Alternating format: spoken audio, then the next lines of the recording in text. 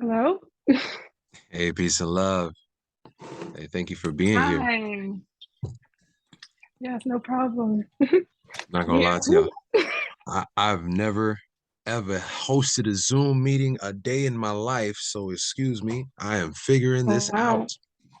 I am figuring this Got out. it. There we are. Mm, yeah, this is a bit complicated to navigate through. Okay. Got the good people coming in. We're gonna ask I'm just gonna ask y'all be patient with me. Give me like another two or 3 minutes. I just want to allow time and space for others to join in. There was quite a few people who were seeking to be a part of this, who I don't know if they have found the time to join in yet. So, and I want to be able to just start, you know what I'm saying? Like just start and just be immediately just giving y'all value in the first moment. Um, so I definitely want to give people the time um to get in here. Let's see, we got everybody in here. Can you see me? Can you hear me? Yeah, I still can. Okay. Just making sure. What's good, Nat? What's good, Sid? What's good? Yo, Hi, Sydney.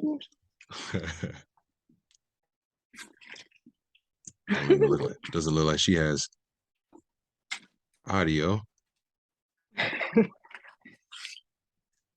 Okay, but so I'm gonna ask y'all if everybody could just keep your mics muted until we open it up to discussion. The way we're gonna run this, I'm gonna share some just information with you guys first and foremost, and then from there the information will be just like a framing of a conversation, and then once the information is put out there, if you still have time to be present, that's cool, let's have a conversation. If not, the information is there, you received it, and that's blessings, right?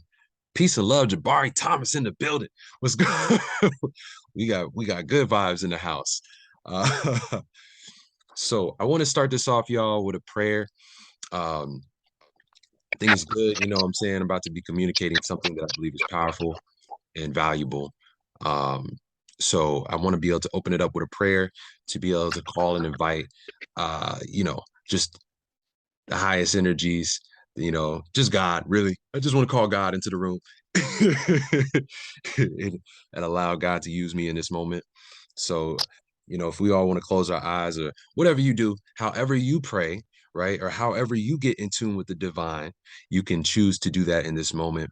I'm just going to ask in this beautiful, time and space, that we all be led to our next level, to our next level that's moving towards that highest expression, that greatest expression of ourselves, that we find within us the power to push past all the bad habits, all of the addictions, all of the challenges that we may face in our external lives, that we have the love in our hearts to counteract all the stress and anxiety, that the love pours over and eliminates any negative thought that we've ever had of ourselves, that we realize that we truly are special and that we truly are needed. I ask that in this moment, we get that spark within to start really questioning who we are and why we're here, so that we can begin to move towards a more purposeful, a more meaningful, a more significant way of being, a more significant and more meaningful you know impact and expression of ourselves. So continually calling in, just calling in this just blessings, just blessings, protection, you know, good vibes and good energy. And we thank you, God. We thank you for everything that you give. And if y'all are okay with me praying the way I pray, I'm here for truth. So, I'm gonna just share with y'all my true expression. And I usually chant when I end out my prayers. And this is me chanting it's the ancient name of God, and when I say God, I'm referring to the one, But we all have different ways, but I'm just going, this is how I'm opening up the energy and making sure that my vessel is aligned. So y'all bear with me, right?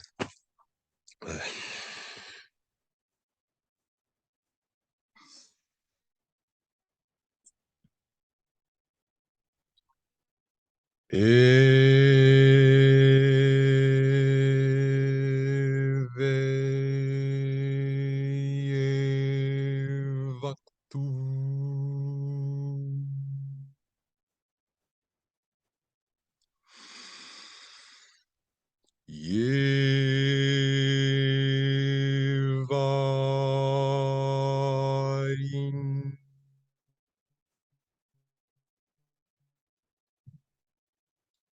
Amen. Or Amin, however you say it. So with that vibration, cleansing the air, setting the intention. Once again, if everybody can mute your microphones, we will be opening this up for discussion by the end. This will be pretty quick. I don't have too much to say, but I will be giving some information. And then after the information is presented, I'll be opening this up just to open discussion. Everybody has wisdom here. I know it. And if everybody is available as far as their time and their space, it would be amazing to be able to discuss with you guys what your thoughts are regarding this particular framework of a conversation. So I'm going to start off by just expressing it's my personal belief that humanity, actually, I want to start off in a different way. I want to start off by just highlighting some of the amazing things going on this planet right now, right? There are a lot of people, regardless of however many problems we see in the world, there's so many people working towards providing solutions and very selflessly working towards making the world a better place and making sure that the information needed for us as human beings to grow is available. And for me, watching those selfless expressions of humankind makes it very clear that there is a spirit present, that there is a God or a power, some type of energy that's here, that even in the face of global warming, even in the face of economic shutdown, even in the face of, mass isolations and pandemics and all the things, when you read, like different scriptures and texts and things like that, and you start thinking about all the things that it says will come at the end of the world, for whatever reason, they're all here, right? They're all here. And yet we're being faced with all of these problems and challenges, and yet there is a voice working towards a solution to all of them. And so I want to shout out, I recently was really put on to Save Soil by Satguru, that movement where he's really spearheading this movement of working with the soil. And if you haven't seen Save Soil, definitely check it out, because he's doing an amazing thing, getting all the different world leaders to sign these agreements to change the way that we farm and grow food, so that we can make sure that we don't destroy the soil, which is the foundation for 87% of all life, right? And that's such an important thing. And then you have communities like the Secret Energy Community, which is ran by a brother, Savon Bomar, who's given, divine intellect at the adept level, so that people, even like myself, that might know a whole lot, can continue our learning, online, say like, you don't have to, there are no secrets in this world anymore, for real. I'm saying, like, everything is kind of present as far as information, and that's so powerful. Big shout out to 19 Keys for the platform of high level conversations, and how that's bringing so much energy and information to the world. And you can go on and on. I mean, if you go down the line of different people throughout history, I mean, you got Yogananda and Maharishi and Ra Nefer Amen and David R. Hawkins and Bob Proctor and Thich Nhat Hanh, and you know and all of these are names that, if you've never heard them before, any name you've never heard, like, research these people. These are people who have left amazing things. Like, Maharishi University is such a powerful institution to go and get information about how to meditate, how to work with herbs and work with the planet to provide yourself with a better quality of life. The Yogananda produced the self-realization temples. They're everywhere. You know, you can go to a self-realization temple and really tap in. And so these are great resources to become aware of and know that, you know, there are, you know, truly, you know, great places to go to feel your spirit. Okay. So I just want to give like shouts out to like make it clear that as we bring our awareness to some of the problems and then some of the solutions, of course, right? That what we want to do is realize that a lot of these solutions are already here, a lot are already being provided. And so that's very important to note because you know, oftentimes when we look at problems, you know, most people they just talk about problems and that's all that's all they know.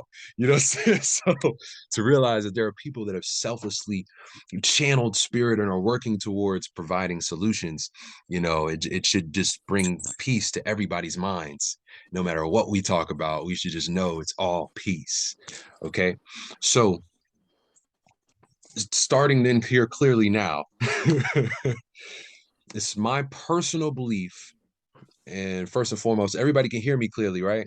I wonder, there has to be a chat or something, right? I don't even know. I've never used this before, you guys. Yeah, we can hear you. Yeah, we can hear you, buddy. I appreciate that. Appreciate that, King. But yeah, so starting off, it's my personal belief that there are only two major problems that the human race is faced with.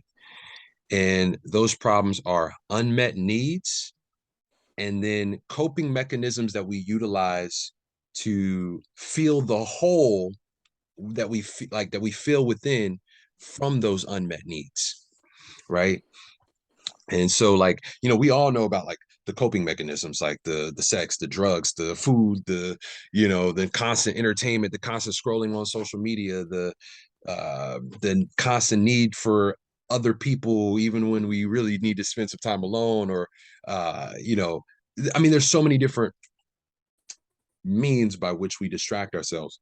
Constant shopping beyond our means, right?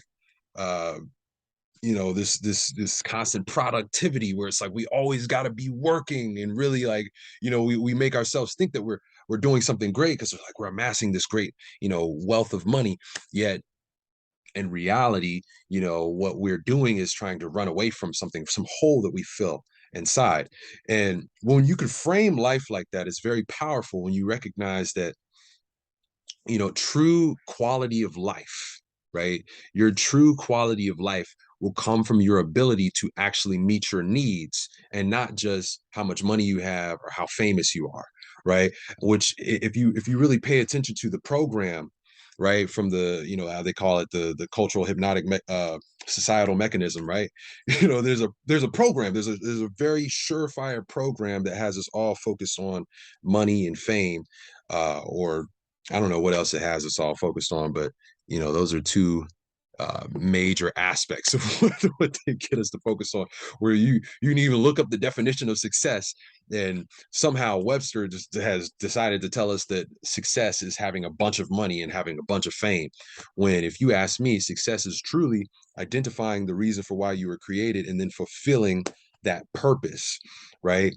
And so that in itself, when we talk about success, is only one of the needs. We like only one of our needs is to feel successful, to feel purposeful, to feel meaningful, to feel significant. That's but one need, right?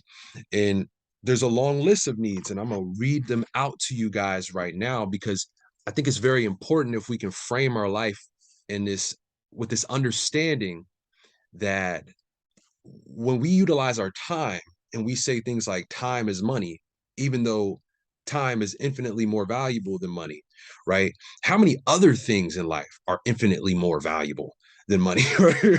Like how many other things? And it's not like what right now, what we'll be doing is by identifying different needs and recognizing that real value comes from our ability to fulfill those needs.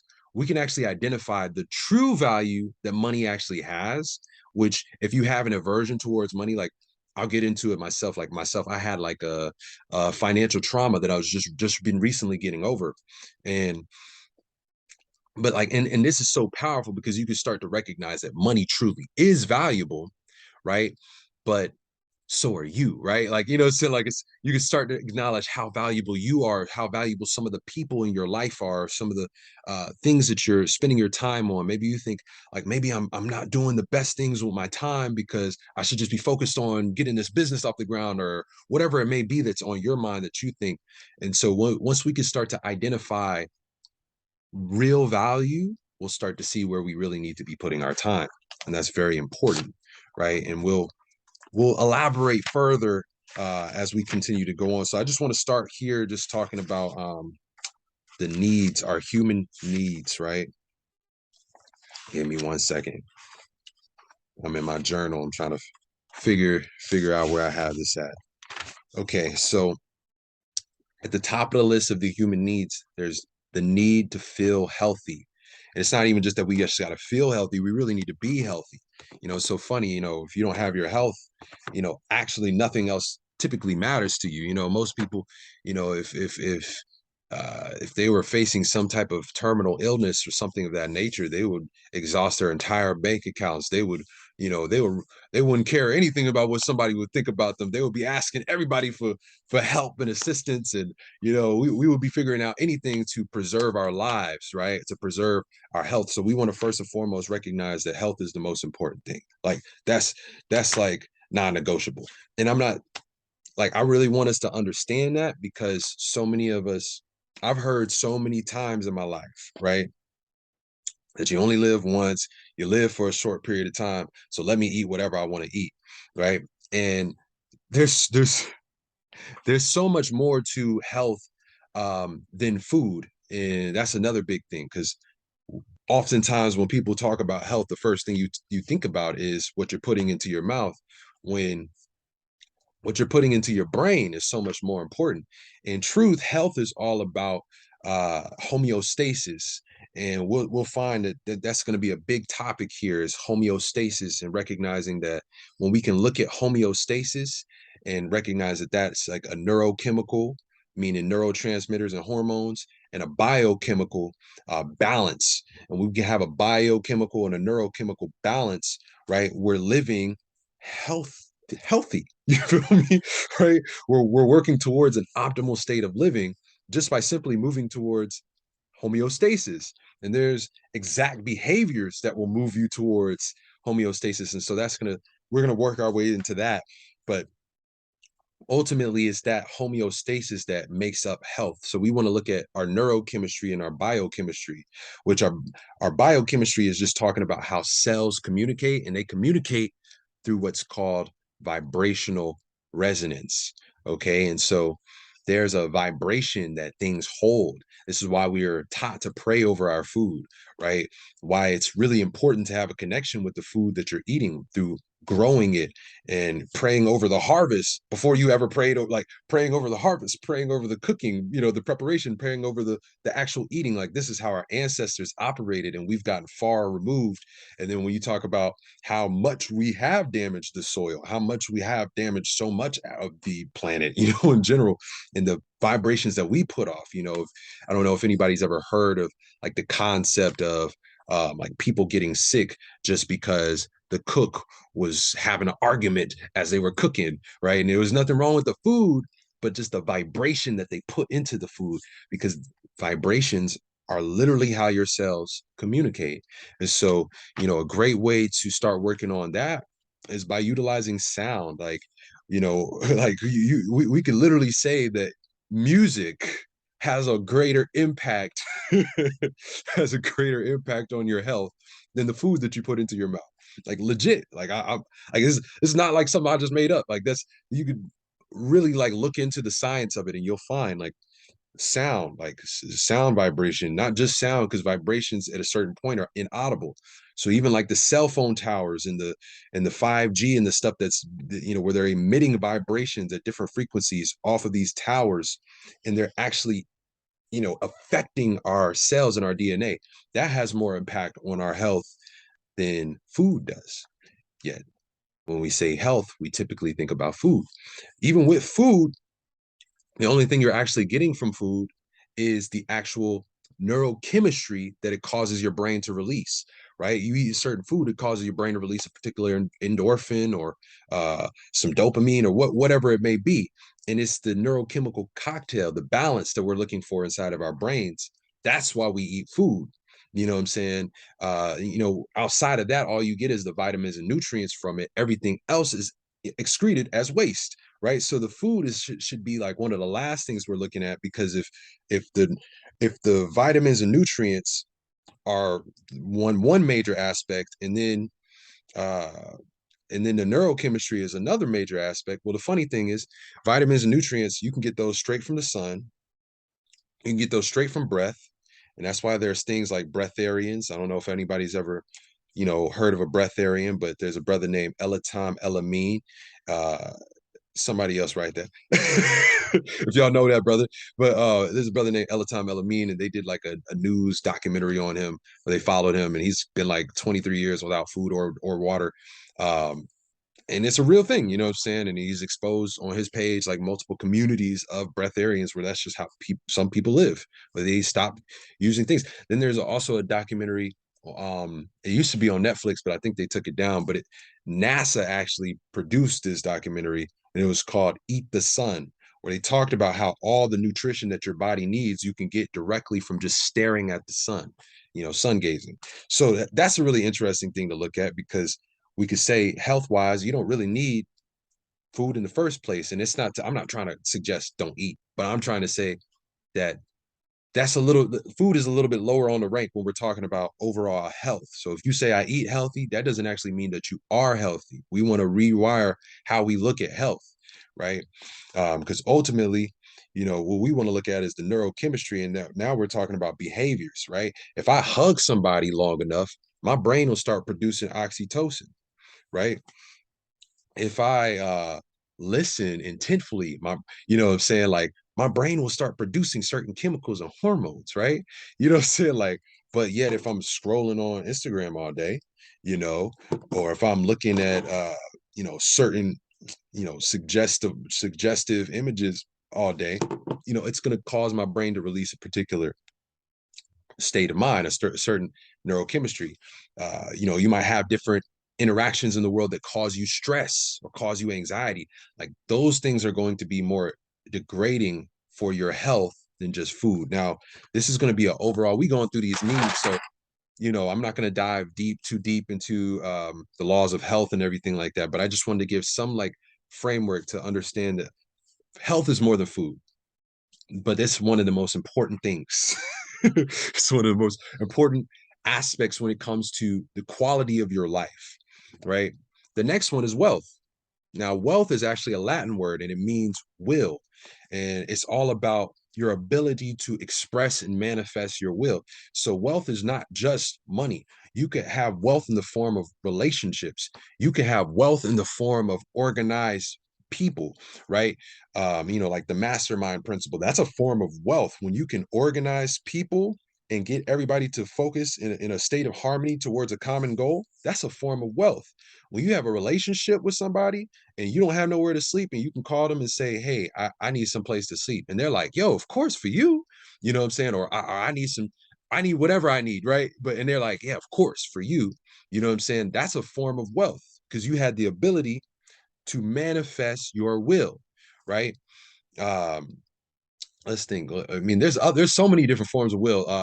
Self-knowledge, just knowing yourself, like having awareness of yourself is a form of wealth, right? Force is a negative form, but it's a form of wealth. Like you can like people all throughout history have made tons of things happen with force, with guns and knives and what I'm saying, like and aggression, muscles and stuff like that. They've made tons of things happen and had no need for money, right? They just came through and stole a lot of our ancestors' stuff. Ain't that a fact?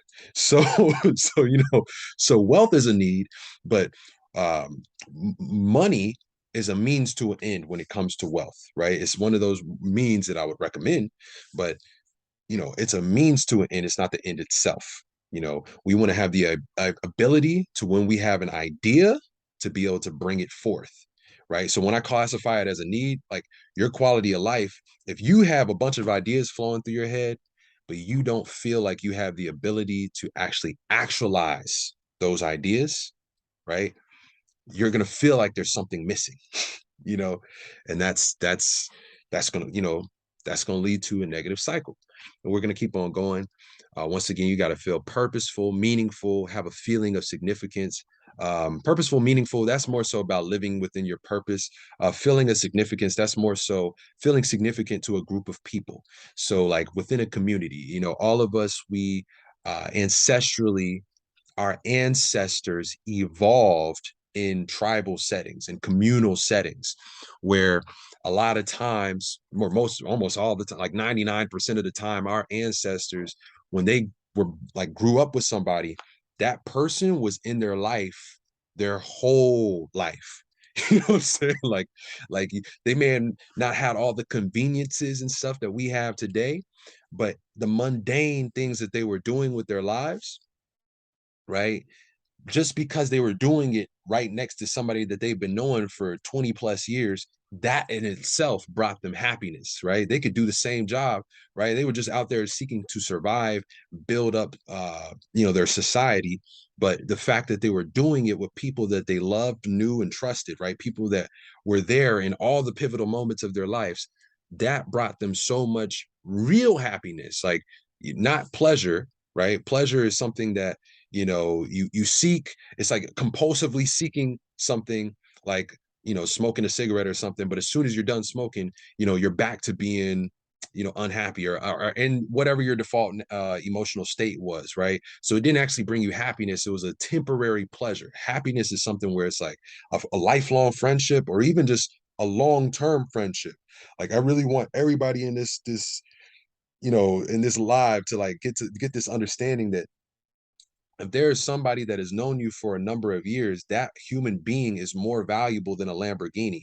That human being is more valuable than a mansion, because they know you. You know what I'm saying? Like they have some aspect of connection to you, or like you talking to them like it's healing your DNA, just because different memories are flying through your head as you're speaking and communicating to them. Like what I'm saying? Like that's helping, like in epigenetics, that's helping your genes rewrite themselves in some way, just because the way you're framing that conversation, it's totally different than if you were talking to a random stranger, right? So like long-term connections, and in general, the next one is love and social connectedness. And so that's really the same thing I'm already talking on.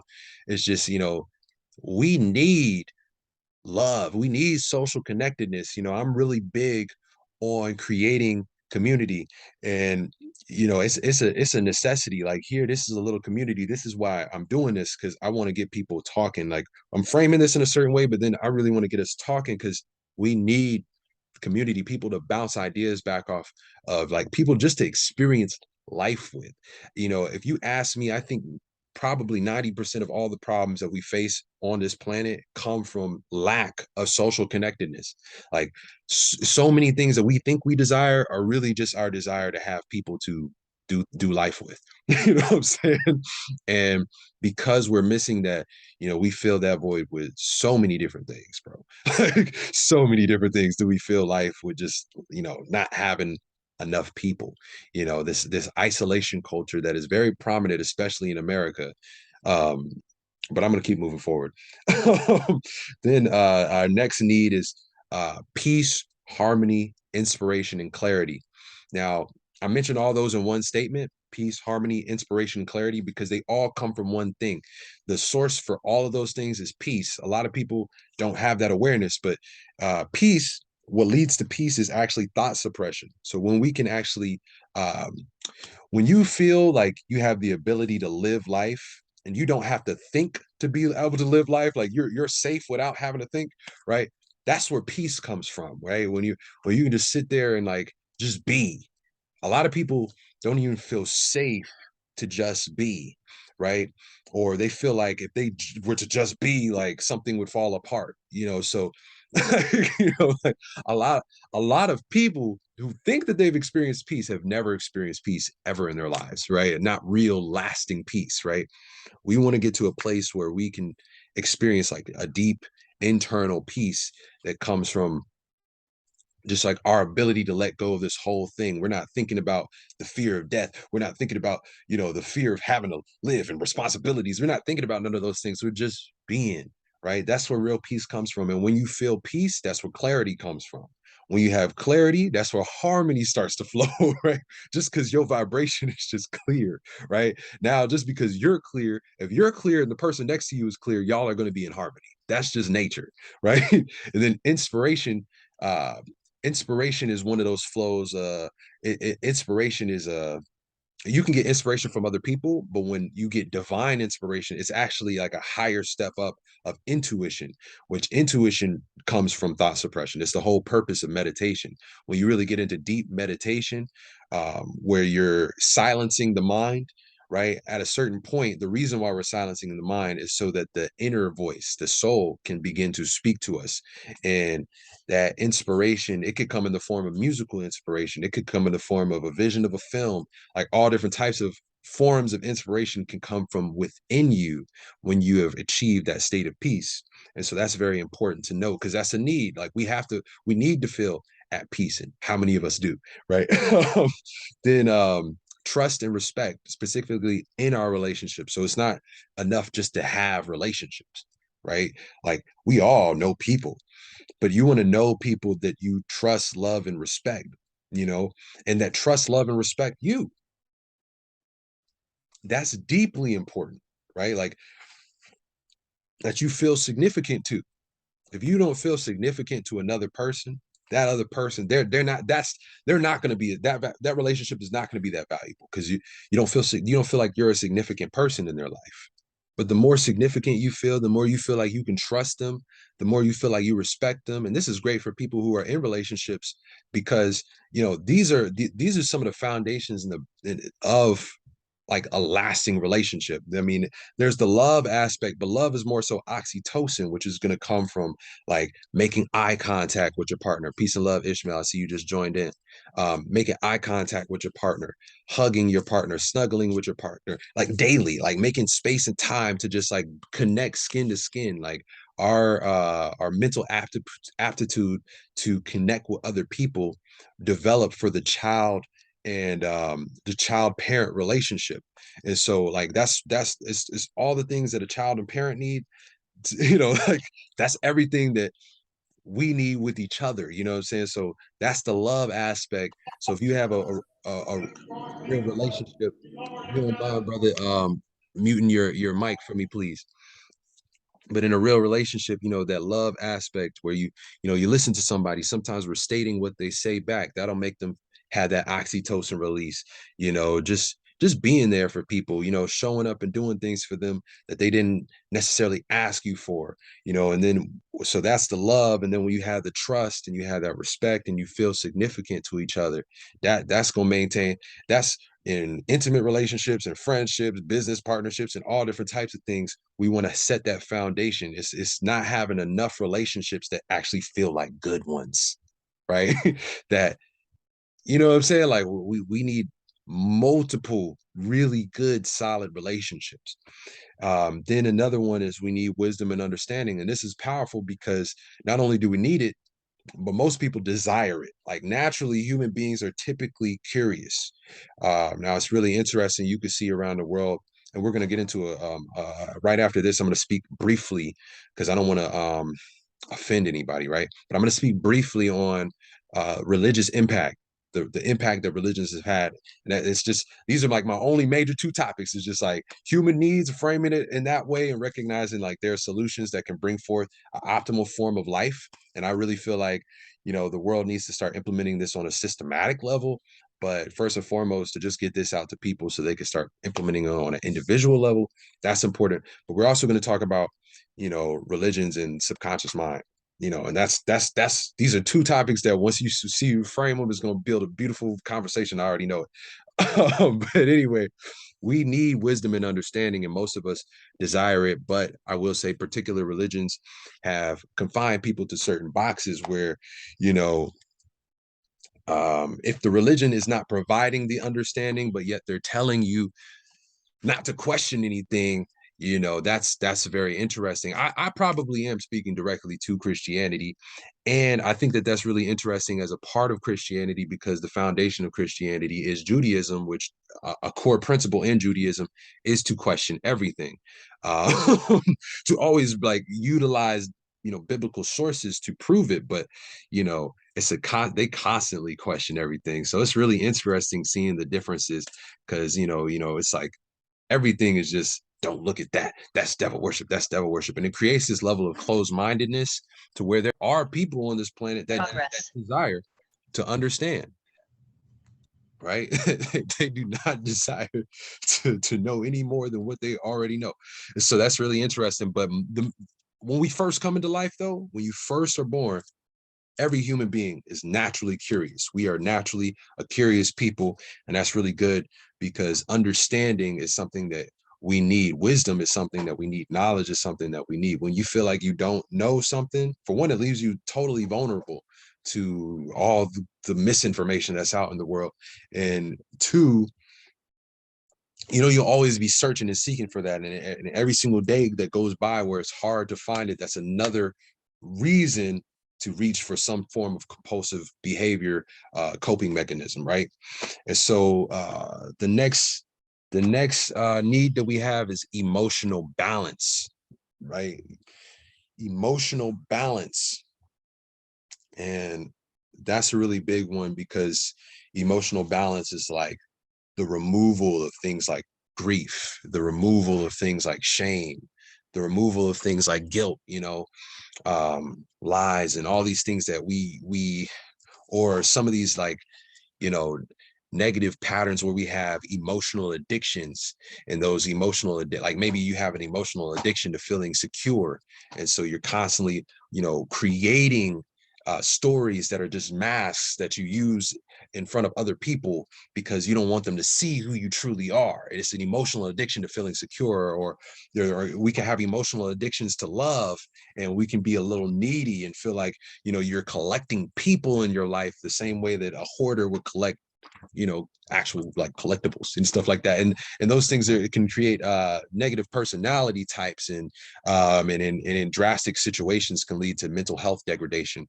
And so we want to have or an emotional balance.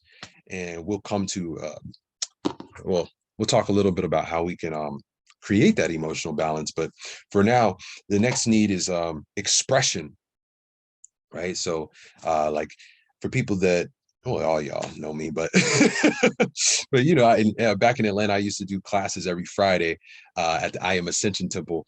And I had this realization like long years ago, where I realized like everybody's a teacher.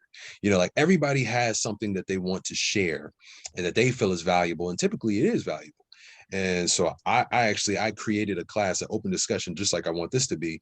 But the open discussion led to it gave space for everybody to be able to express. I would put out a topic. I wouldn't speak this long as I am today, but I would put out a topic similarly like how I am, and ask people questions about that topic, just like see what everybody else felt.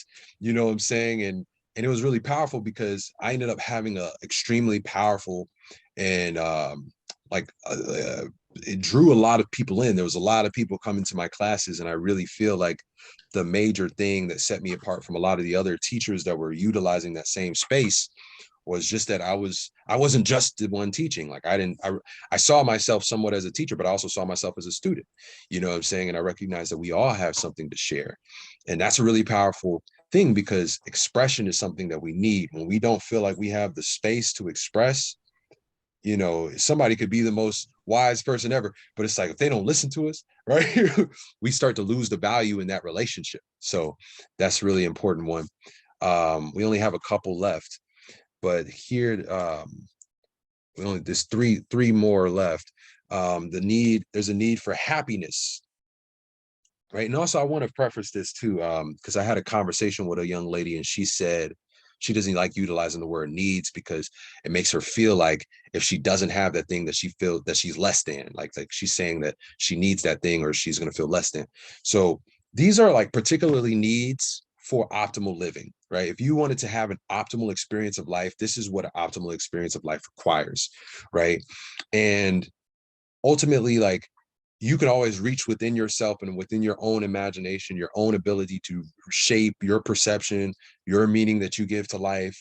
Um, you know, you know what I'm saying? Like your relationship to your spirit and soul and how you work and operate things on an individual level. You can transmute, you can be a self-alchemist and transmute a lot of the stuff going on in the world, right?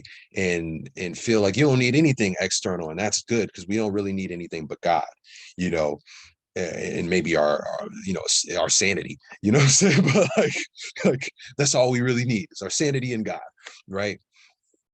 But I'm talking about just an optimal life. These are the, you know, the things that we need to experience life on its optimal level. So we're going to say happiness is a really big one. And the really cool thing about happiness is that happiness is the result of meeting our needs. When these different aspects of life are met, that naturally makes us feel happy, right? So in that way, that's bringing it back to the whole money or the fame thing. Like money or fame can bring you happiness. It's like, you know how people say you can't buy happiness. Well, you know, the major thing is realizing that money is not the only thing that brings us happiness. That if all these other things are missing, you won't be happy. It won't matter how much money you have. But when it comes to the value of money, I guarantee you, if I was to give somebody $20,000, they're gonna smile. You know what I'm saying? Like, especially if they're struggling. Maybe if they're a billionaire, they might not care. But you know, if you're struggling and somebody gives you 20,000, you know, that's gonna put a smile on your face, you know. And so happiness is one of those ones where, you know, feeling healthy can bring you know, can make you feel happy. Feeling, you know, like you have a bunch of relationships where you can reach out to people and you feel significant to them, they care about you, you trust them, you respect them, you know, having self-awareness and wisdom and understanding and being emotionally balanced, being at peace. Like all these things could be sources of real joy, joy, not pleasure, but joy, right? Not something temporary that goes away and is never satisfiable, but something that actually makes you feel happy. And now, like speaking on that, like another aspect of joy, because our relationships are such a key aspect of joy. Our relationships, when, you know, as we talked about earlier, that's going to bring you so much happiness just having friends. But then another big one is actually skills that we can cultivate. So like, let's say for instance, like I really want to play the guitar. Like the day that I learned how to play the guitar, as soon as I feel like I'm like reached that level of mastery, I may want to keep on going, of course, but as soon as I reach that level of mastery where it's like I could play it good enough to where it's like I feel accomplished, right? That level of accomplishment will bring me joy every single time I pick up the guitar. Now it's not something that, you know, is some illusion that is temporary, that fades as soon as it goes away. Now it's like every day my base level of pleasure is always going to be a little bit higher than it was before I learned how to play the guitar, because that's the power of skills, right? And it's really good too to realize how blessed you are by just like taking out a pen and a notepad and actually just writing out all the skills that God has blessed you with. But also, like, it's not just God that blessed you with it, you blessed you with it, with the time that you put towards actually mastering those skills, right?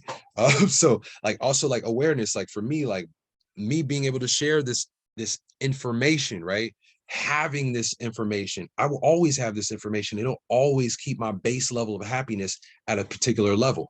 And so that is not dependent upon anything external. So that's something to look at when it comes to happiness. Then like I said, we only got two more. So a next need is safety and security. Now, in a world that's, you know, constantly being told that global warming is about to end it, you know, it's kind of hard for any of us to feel secure fully, right? Unless we can shape, you know, unless we are doing that alchemy and we are shaping our minds and our perceptions, reminding ourselves that life is perfect the way it is, reminding ourselves that the heavens is literally referring to outer space and earth flows through outer space, meaning we're in heaven already, right? Like reminding ourselves that life is perfect, right? As it is, you know what I'm saying? And having that perception and learning to love everything. And, you know, there are different ways that we can shape our mind to view life from a more enlightened perspective that will allow us to feel safe no matter what's going on outside of us. But as a constant. A lot of people feel like they need guns and all these other things, or what I'm saying, muscles, or they need to go learn some kung fu, or whatever it may be to feel safe. They may need a person, they may need a house, they may need, to have a fence, they may need, but all these things, they come in different forms. And so what makes you feel safe is going to be different from what makes me feel safe. However, one major thing to note, because I really want to make sure that within this list of needs, that we begin to understand how valuable we can be as people, as a person. You can be more valuable than any other thing, really, truly, and like naturally, innately, we all are more valuable. But the problem is that some people, when they are added to a situation, they create problems, right? When they're added to a situation, like they they're mentally deranged or whatever it may be. And I'm not trying to speak about anybody that has actual like neurodivergence or anything of that nature, but we got to acknowledge when we have the ability as a person to fulfill different human needs, that is what really makes us truly valuable. Okay. And so we can separate our innate value from from the value of money. And that's very important, because we'll see, of course, the world talks about net worth and weighs everybody up based off of money. But I'm going to talk a little bit just on a vulnerable point, talking about financial trauma that I just recently getting over. I want to share that, and then we'll jump into the actually I'll open it up to questions, and then after that I'll jump into the religion and subconscious mind, and then we'll come back into a full discussion. And so but I just want to make it clear that safety and security, money has value in that particular area and that need, because for a lot of us, for almost all of us, unless you really done shifted yourself internally and you open the fridge, there's no food there, and you're like, I guess I'm fasting. You know what I'm saying? Woo-hoo. You know what I'm saying? Like, unless that's you, and sometimes that's me. But unless that's you, a lot of us, safety comes from feeling like we have enough, like we had the money to pay for the rent, we had the money to put food in the fridge, we had the money to put gas in the car, we had all those things. Like there is an innate value that money itself has. You know what I'm saying? So we never want to discount, we really got to get out of our minds that whole concept that money is the root of all evil. That was for the love of money is the root of all evil. And if you put it in context of the scripture, what they were really saying was, if you sacrifice your morals or your principles in exchange for money, that there is the root of all evil. Having money in itself, every spiritual person in the Bible had money. And I'm going to say once again that the Bible is not necessarily the foundation of what we are going to express as truth, right? Right. So if we look at truth, we're just looking at this thing actually provides value, and that in itself should tell you that it is good, right? The final need, the very final need, and this is 3 words, and that's free will, forgiveness, acceptance. They all run into each other. See, the free will aspect is the fact that we all have the right to choose to be and to do and to believe and to think and to live however we want to. I want you to know, as I'm sharing these things with you, I'm sharing my studies. I've proven these things, right? I've proven that these are needs. So I'm sharing with you what I know to be true. However, I do not have the ego to think that I have the right to tell you how to think, how to believe, how to live. I want you to know that I respect your free will. I know that your free will is the reason why we're divine. Like the chair has to be a chair. You know what I'm saying? Like, all it can do is have me sit on it. Dogs and cats and birds and fish and all these things, like they have to do what they were designed to do. We can believe whatever we want to believe. There can be a plumber, there could be an electrician, there could be a singer, there could be an actor, there could be, we get the opportunity to live and express our lives however we see fit. And that makes us truly divine, right? And so our free will is something that you should never ever give up. Right? It's an aspect of something that you need to feel as if you have the right to do whatever you want with your life. Right now, we'll get into this concept of principles and living your life based off of principles, and justice and love, and understanding that we are all one, and respecting our oneness, and treating everybody with fairness and kindness and love. That's one aspect. But before you could even get to that, you got to know that you have the right to be who you are. That's very powerful, because and that feeds into the other two of forgiveness and acceptance. Is like, we need to feel like it's okay to be who we are, right? Like, a lot of people don't even realize, like, when we are so overly judgmental or overly critical, or even ourselves, when we're critical to ourselves, when we're always comparing ourselves to other people, we don't realize that subconsciously what we're telling ourselves is that it's not okay to be ourselves, right? It's not okay to just be you. And that's a problem. That's going to create a hole. And even if it's an unintentional, it's going to create a hole that could lead to all different types of detrimental patterns in your life, right? And so not only do we need to feel like we can be whoever we want to be, right?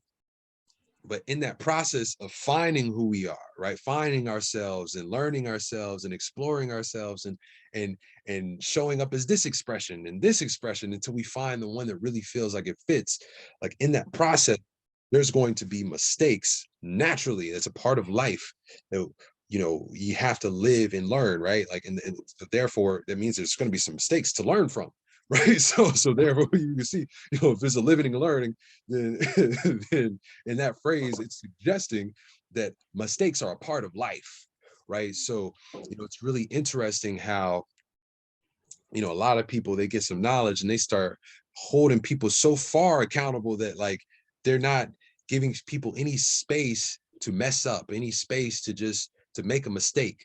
Like, we need room, to mess up and to learn and to grow, right? So forgiveness is a very major key. A forgiving person is a very valuable person, right? So these are different human needs, and when all of these are fulfilled, life becomes, you may not even notice, like, that life is great. Right.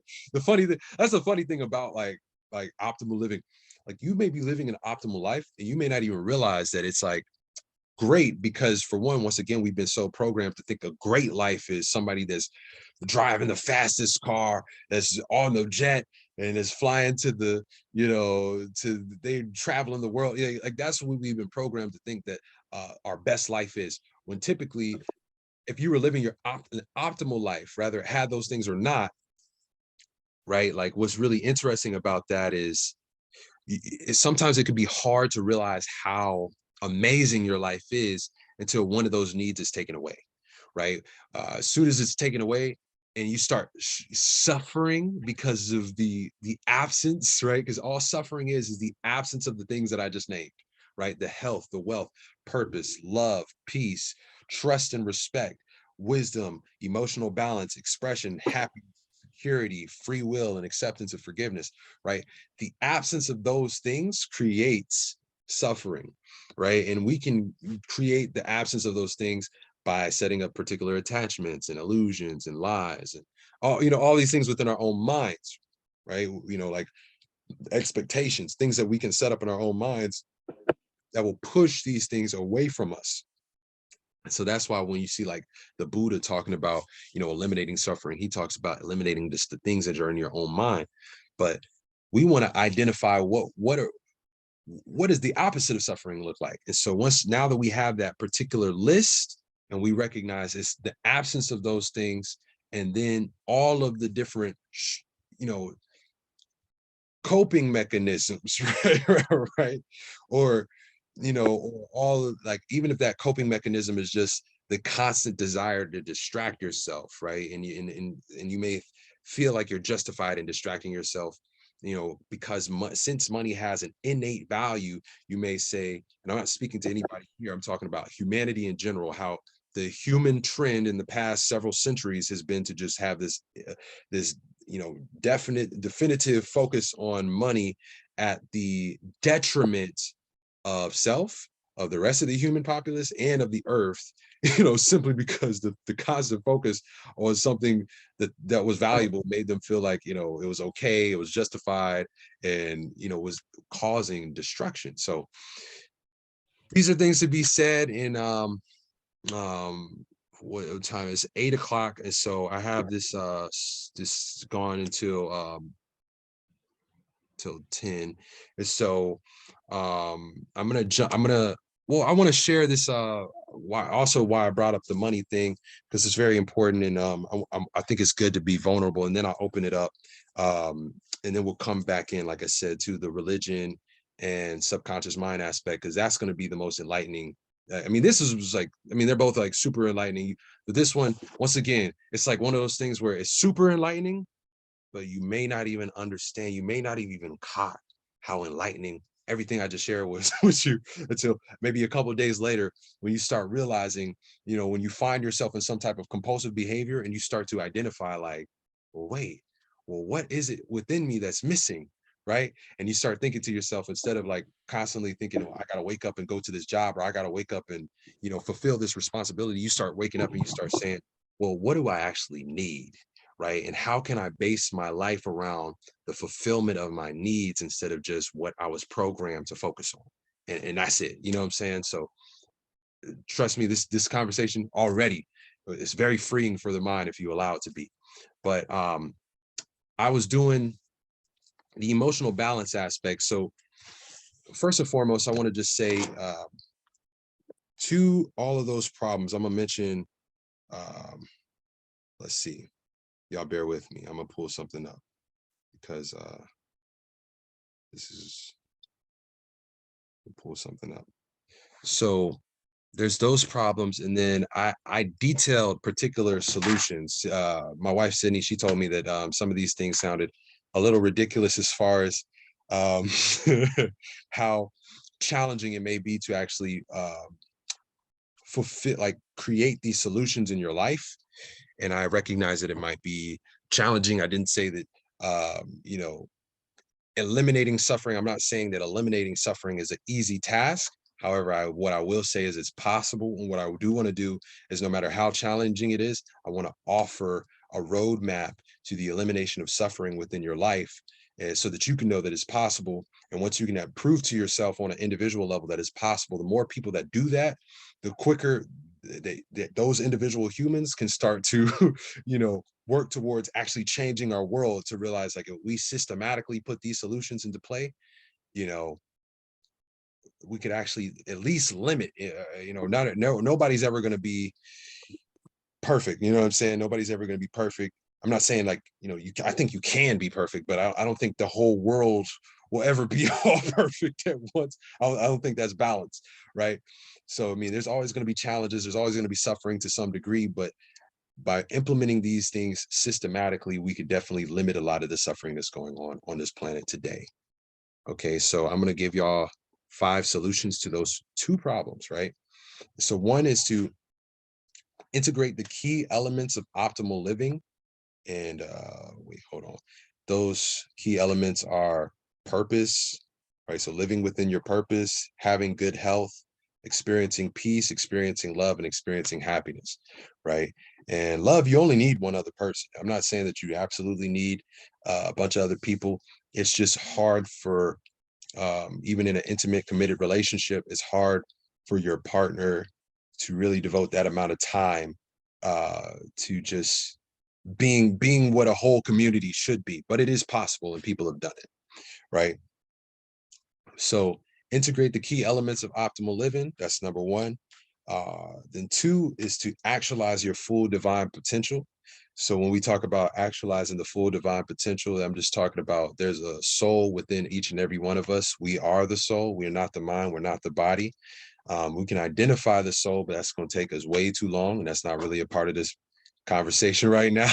But there are, if the only thing between the soul and the body is the mind, then there must be a certain state of mind that we can put ourselves in that allows the soul to have full expression, to where everything you're doing is what you want to be doing, and not what the animal mind, because you have, there's a portion of your brain that you share with a reptile, there's a portion of your brain that you share with mammals, right? And those govern a lot of our habitual patterns, right? So there must be a state of mind where we can suppress those aspects of the mind, where we can suppress the flesh, where we feel so physical and we feel so caught up by the circumstances of life, where we can suppress the influence of the world by making sure that we're only consuming positive content. There must be a certain state of mind that we can set up that allows our soul to have a fuller level of expression, or even a maximum level of expression in our lives. and that is the actualization of your full divine potential.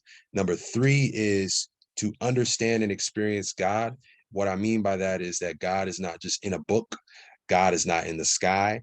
God is within you. And that's for most of us, living in America, we live in a Christian country. And so most of us, the very first time we ever heard the word God was from the Bible, and in the Bible, Jesus literally says, who's supposed to be the manifestation of God. He says, well, God is within you. It's the kingdom of God is within. It's not in the sky. It's not, what I'm saying? That's what Jesus said. What I'm saying? So, it's within. And particularly the practice of yoga has been used for centuries to actually assist people in diving within themselves and creating that state of mind that allows them to have a direct experience. There's even a name for it when you have a direct experience with God, or a oneness with God even, and we would call that self-realization. And once again, as I mentioned, the late and great Paramahansa Yogananda even created self-realization temples where he laid out whole roadmaps to that state that we call self-realization. Okay. I'm sorry, my phone tapped out. So number 4, we have understand and meet all of your needs. So now we have an understanding of our needs. I pray that you guys wrote those down, but I will, for everybody, I'm going to look at here who's all in here. So everybody that actually joined me live, I'm going to write these up and I'm going to send you out these different needs. It's just one, like giving you like just one word. So of course we talked a little bit deeply about this, but I'll send the one words, and I'll also send this recording out to you guys so that you can have those that understanding of those needs, and you can start putting your will and your power towards meeting those needs. And then the 5th and the final solution to those to the problems that we face in the world, the 5th is to eliminate and correct the habits and behaviors that were formed as a result of unmet needs.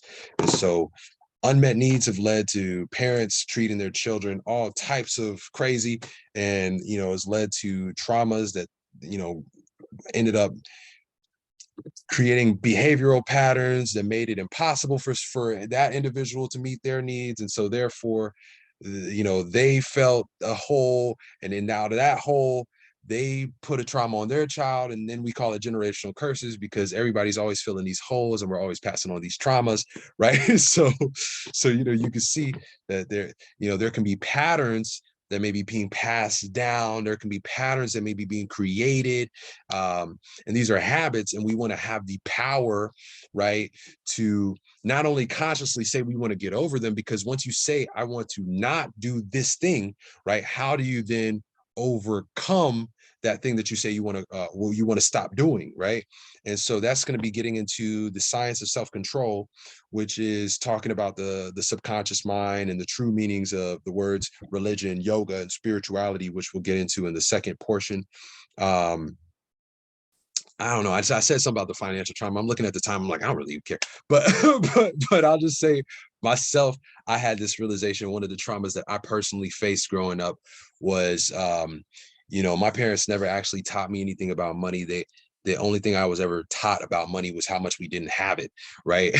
I remember even seeing my sister get smacked across the face so hard that we thought we were going to have to take her to the hospital because she was just bleeding so bad. And all she had done was actually ask, or not even ask. She didn't ask. She just made the statement that she wishes that she could have gone on a shopping spree, right?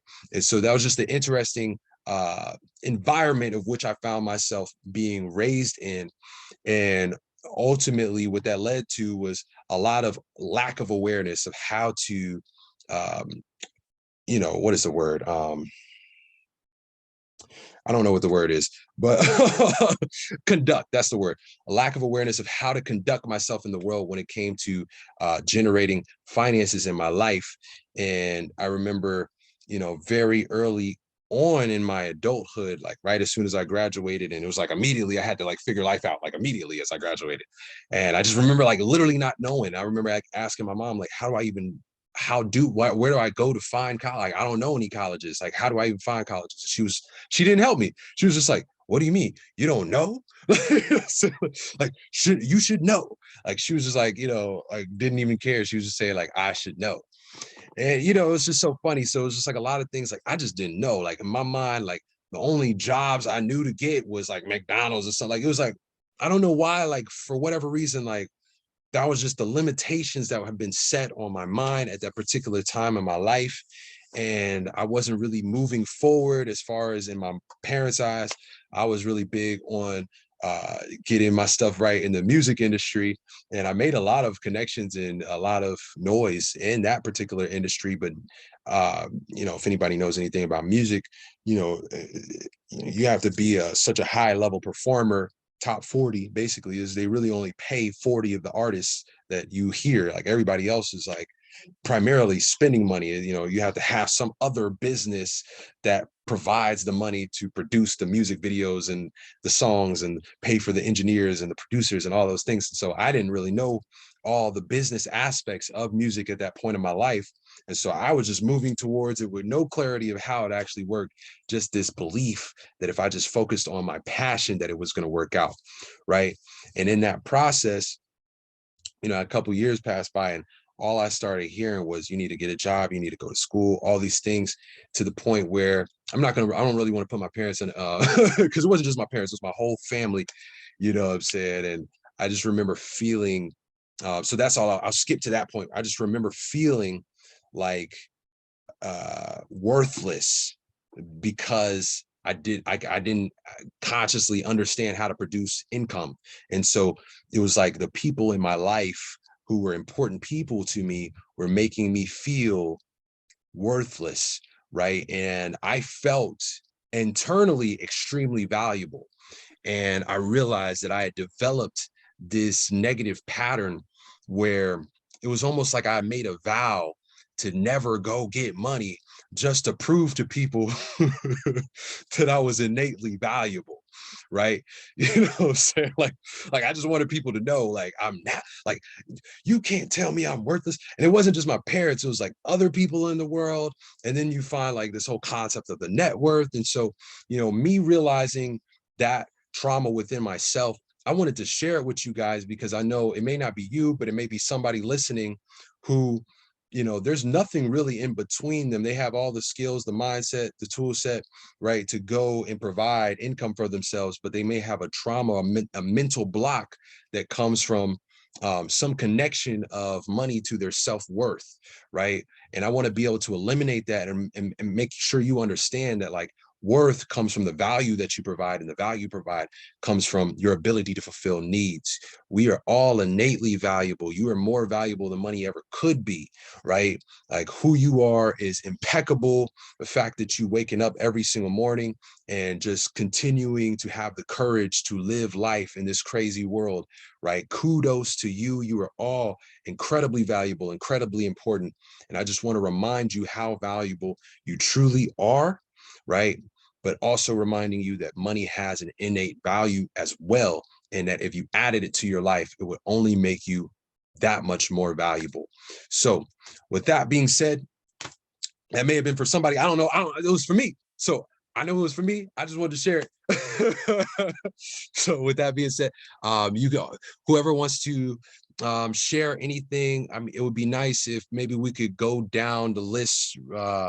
Once again, I only have this till 10. So we're going to try to make this quick little intermission, a little brief, because I want on the other side to have another conversation, to have that one be more the full conversation. So we'll go briefly, and if everybody could just state their name and maybe what brought them here.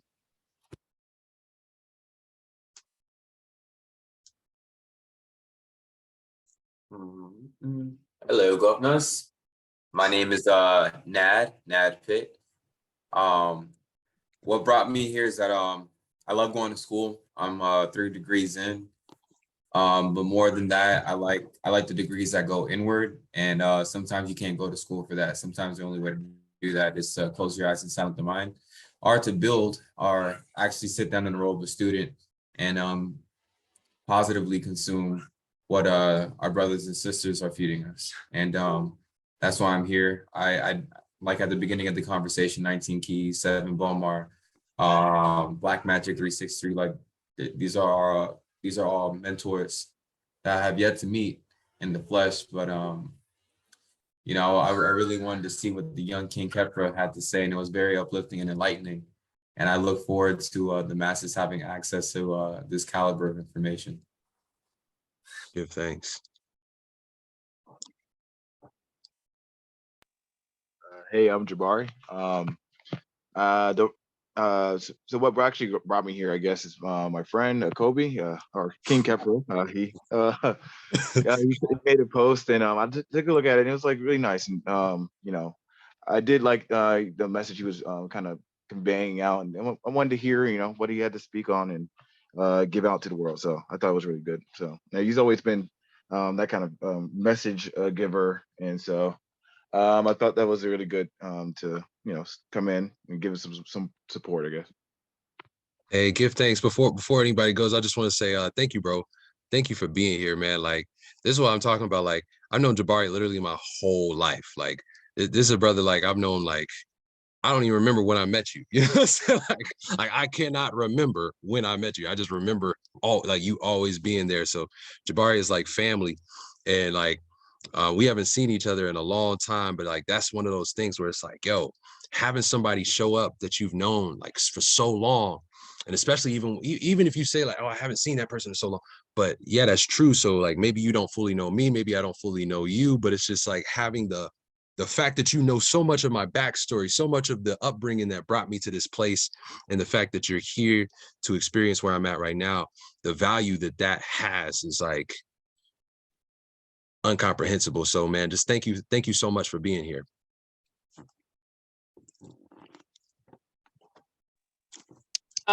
Hi everyone, I'm Sydney, and I am here because I will say that Kepra is quite literally one of the most like genius people that I know, and one of the like most deeply spiritual, deeply devoted, like not even just with men, but just in general, like one of the most deeply devoted people that I've ever met. And I'm also married to him, so part of the, but yeah, I mean, I just love hearing him speak. And a lot of the time, we live together, of course, and we have our child that is constantly running around and doing things. You want to say hi?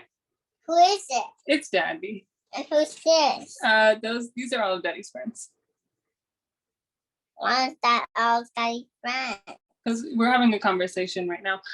Anyways, so like, we don't really get to talk very deeply unless she's like asleep. So my primary incentive, of course, is to support, but also to just be able to hear like a full, uninterrupted stream of consciousness and wisdom come from this incredibly divine man. So yeah. You want Daddy? No, I want you. Oh, okay. You can say hi to Daddy though if you want. Poo-poo. Poo-poo. Yeah. Okay. All right. I'm myself again.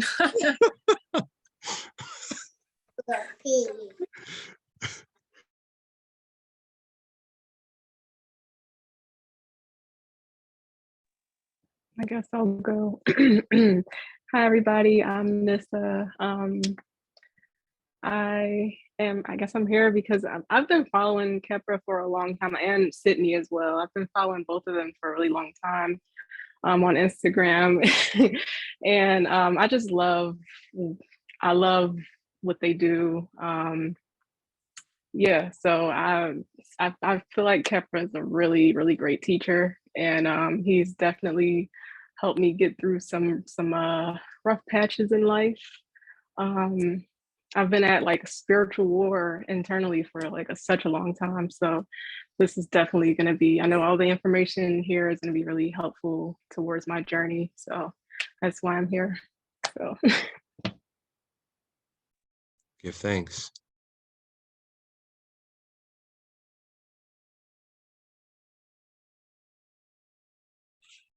If anybody wants to say anything else. I'll go. I'll go. Hey, y'all. I'll go. Oh, wait. I'll let you go. Go ahead. Whoever just said, I'll go.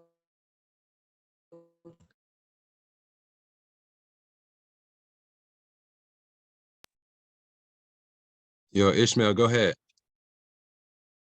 Well, what you want me to do? All right, I'm at work, so my background noise a little bit. But hello, my name is Ishmael Carroll. I met this dude Capra in high school. I knew this dude for a long time, and what brought me to this meeting, or even here, is this dude right here. This dude, I ain't gonna lie, Capra. I ain't gonna lie. He went through a little journey discovering himself, but ever since he has, look at the people he's met and lives he's changed. So I'm just here in the background supporting him, elevating consciousness, and being a background supportive of whatever he needs. And I'm also saying, proud of you, boy. Look, you got the wife, got the daughter, a little holding down. That's what I'm saying for you. But also, I can't wait for who you're going to become when you tap into who you truly is. Hey, much love, King. Appreciate that.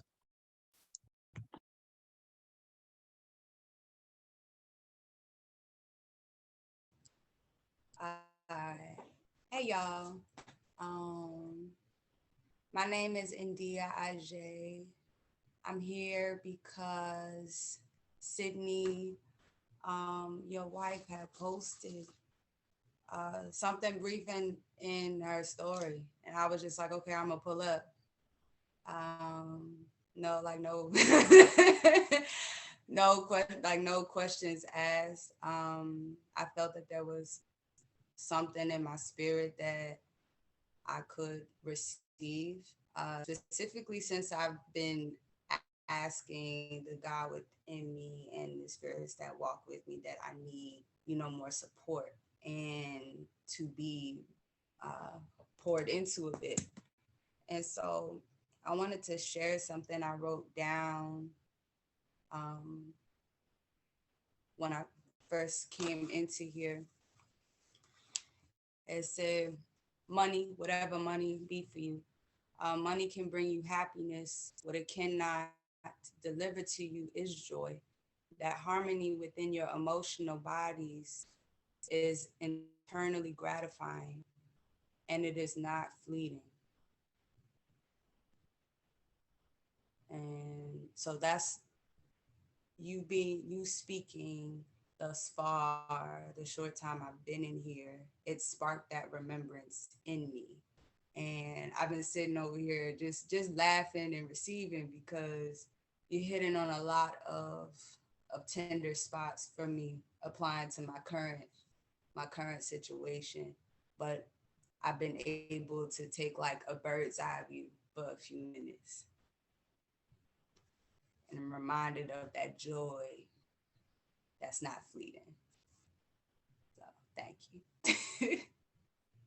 Thank you. Give thanks. Thank you for sharing. Seriously.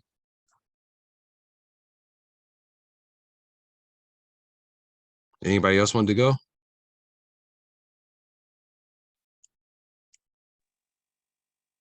Hey, my name is Nico. I've been following King Kefir for a minute, and like, bro, he just drops like the most valuable information. Like, he just be dropping them knowledge bombs, and like, I seen he was doing the Zoom, so I just had to set that. Hey, give thanks, God. Yeah, I've been seeing your page for a minute, so like, yeah, man, I really appreciate the support from everybody here, man. Like, everybody here is really like, this is lit. This is lit. I'm gonna just say once more time. Anybody else want to come on and say something? Because I was gonna give a little space, but I'm like, you know what? I realized just looking at time, I'm just gonna run through this next section and then we'll open it up at the end and just like just see what builds from that point.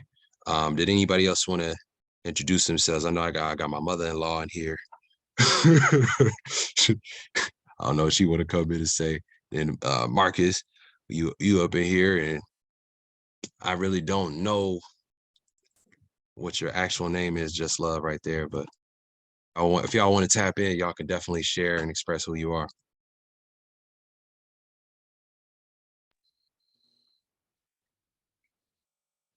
Good afternoon.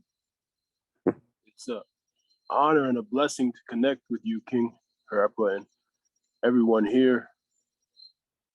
Just enjoying this moment in the now, and your expressions were awesome.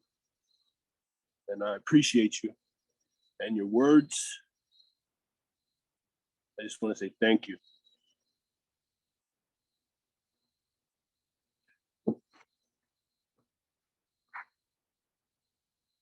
Hey, nah, man. Thank you. Thank you. That was y'all are all so kind. I don't even ever be thinking about myself. Y'all start saying thanks to me and stuff. I was just trying to see who everybody was in here. I'm grateful. Y'all making my heart smile and stuff. So I think it's actually on my phone. The next well, I'm hoping we're all good. If we're not all good and anybody else that's in the room wanted to introduce themselves and maybe say how they got here or just share whatever they was on their heart, or if anybody that already spoke wanted to share something else that was on their heart, go ahead and interrupt me. It's totally okay. But if nobody's going to do that, I'm going to jump into the second portion. Just talking about religion and the subconscious mind. And this is going to be extremely important, extremely enlightening. And definitely, I pray that you guys have the time to sit here for the rest of this portion and make it to the conversational piece. This is going to be a very important moment in your life. You know what I'm saying? Like, not to like, not to like build it up or anything like that, but like, I mean, this is just very important information. Like, it's not mine. I just received it. I'm just, being a vessel to share. It's like that sharing is caring, type of thing. So,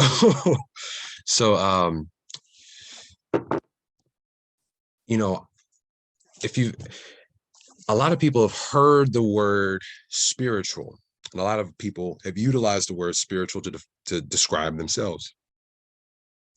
And, a lot of people also feel as though they have some level of understanding of what it means to be spiritual, right? But a lot of us have never actually truly looked into the etymology of the word. What does it actually mean to be spiritual, really, right? Now, this word spiritual is made up of two different words, the word spirit and the word ritual. All right, now the word spirit comes from the word spire, right, which is Latin, and it means to breathe. Even in the original usage of the word spirit, which was in the Bible, right, the word was originally spelled as SPIR''IT, as in spear it, meaning to breathe into it. That's literally what it would translate to. And the it was meant to be the matter, the energy matter complex that we call a body, which would technically be the physical and the etheric bodies. But once again, certain things that are levels above that many of you may already have awarenesses of, but I'm not going to go into describing what an etheric body is per se.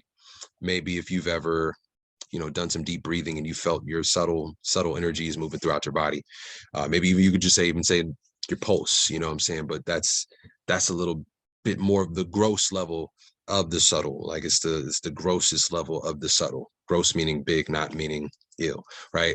so that's the energy and the matter complex combined, and we're breathing into it. And breath, rather it's the breathing in, right, deeply, or the exhalation and the holding of your breath, where you're holding with no breath. Both of these two aspects are the key principles to producing a state of mind known as trance, right? And now that's very important because trance is used to access the subconscious mind, to access and reprogram the subconscious mind. And so we have the word spirit, which you can translate then to breath and say is the key foundation of trance. Then you have the word ritual, which ritual, take it out of the context of seeing them, wizard with the cauldron and all that stuff. Take it out of that context and just see it as we do things ritualistically, meaning that we do things in space repetition, right? So maybe every single morning I brush my teeth. Brushing my teeth is my morning ritual, right? And so here we see the words spirit meaning trance, and then the word ritual meaning spaced repetition. Spaced repetition being another way another means by which we reprogram the subconscious mind, right? If you take, for instance, when you learned how to tie your shoes, when you tried it the first time, pretty difficult. Did it the second time, third time, fourth time, fifth time. It was a lot of times that it was difficult. After you did it so many times, though, you never had to do it again, because the repetition through time, right, produced the habit. You program the subconscious mind with the awareness of how to tie your shoes, you know what I'm saying, or brush your teeth, or drive your car, ride a bike, whatever it is that you've done a bunch of times over and over again, that has produced that program within your subconscious, right? So here in the words spiritual, you see spirit and ritual, you have trance and space repetition being two key foundations to what? Subconscious mind control. And this is not by accident. That's not by coincidence. It's not by accident. It's because what spirituality is subconscious mind control. It's a list of practices that we utilize to influence the contents of our subconscious mind. Okay. And now when you look at the word religion, religion has a similar definition to ritual, where you can say, I do this thing, I brush my teeth ritualistically, or I brush my teeth religiously. It means the same thing, right? Yet the etymology of the word religion is actually the word re and then ligion, and ligion means to tie back, re means again. So you're tying back again. What religion is supposed to do is tie you back to God again, right? Meaning that at some point in your life, you were one with God, and in your birth, maybe, or something, the soul separated from God and is now here inside of the flesh, and it needs to become one again, right? And that is the process of religion. Okay, and so this is very important, because we've got to act. So we're just going to keep this concept of the real definition of religion floating over here, and we're going to ask ourselves the question, why would we want to control our subconscious minds, right? It's a very powerful question when you really think about it, you know, because if you start thinking about what you do on a day-to-day basis, the things that you think, the things that you speak, the things that you do within your actions, right? All of these things could be grouped under one word, and that could be called your behavior. How do you behave, right? And I'm not trying to tell you how to behave, right? I'm not trying to tell you how to behave, but what is your behavior? Like, what makes up your actual behavior, you know? And you know, there's certain aspects of our behavior that we consciously choose. Like sometimes we consciously choose what to say. Sometimes we consciously choose what to think. Sometimes we consciously choose what to do. But most of our actions, most of our thoughts, most of our words come in on autopilot, right? Most of the thoughts in your head, you didn't create. Most of the things that you say, you're not sitting there thinking about what you're going to say before you say them, right? And the same thing is true for your actions. So where do all of these things come from? And the answer is our subconscious mind. Now, the subconscious or the unconscious mind has its particular dominion as being the infinite intelligence that dwells within, right? It is the God within. That is the God, you know, the God that's inside of you is the subconscious. It's just subconscious is a word that psychologists came up with so that they could talk about metaphysical and spiritual topics without sounding spiritual, right? So, but that indwelling intelligence has its own domain. It rules over the heartbeat. It rules over, you know, the creation of a child. It rules over the regeneration of your cells. It rules over the dilation of your pupils, due to the exposure of light. You know, it rules over the growth of your hair, the growth of your nails, you know, different things of that nature. But when it becomes a problem is when the subconscious is actually ruling over your behavior, how you're showing up in the world, right? So that's then when it becomes an issue, because it has perfect programming for those things, and since nobody knows how to do those things, nobody can program it to operate incorrectly. Yet when it comes to how you behave, we all are behaving, we are all thinking, speaking, and doing. So we can actually take collections of thoughts, collections of speech patterns and behavior patterns, and actually program other people with those patterns. And you don't believe me, this is being done to you since the day you were born, right? When you were first born, as we talked about trance being a gateway to enter into your subconscious mind. Children from the ages 0 to 7 are all in trance. We all operate in a trance state. So you're talking about from ages 0 to 7, everything your parents said became a program in your mind. Everything you saw on TV became a program in your mind. Everything you heard in music became a program in your mind.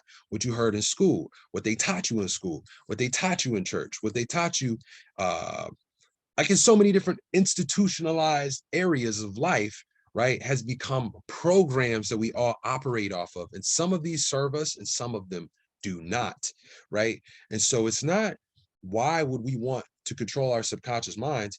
It's realizing that somebody else is already controlling our subconscious minds. And it's not even just from the age of 0 to 7. Anytime you fall into trance, your mind is being left wide open. It's very impressionable, programmable, right? And you could fall into state of trance just by hearing a particular frequency, right? Like, like, and frequencies that are inaudible to the ear. So they could be playing frequencies, put you into a state of trance and you not even know it, right? Like, I'm actually, say for instance, like myself, I'm about to take a hypnotherapy class with through Mind Valley. Once again, doing shout outs because it's very important that we be aware of the great things that are happening in the world. Mind Valley is an amazing company that is the #1 self-development company on the planet, and I highly recommend it.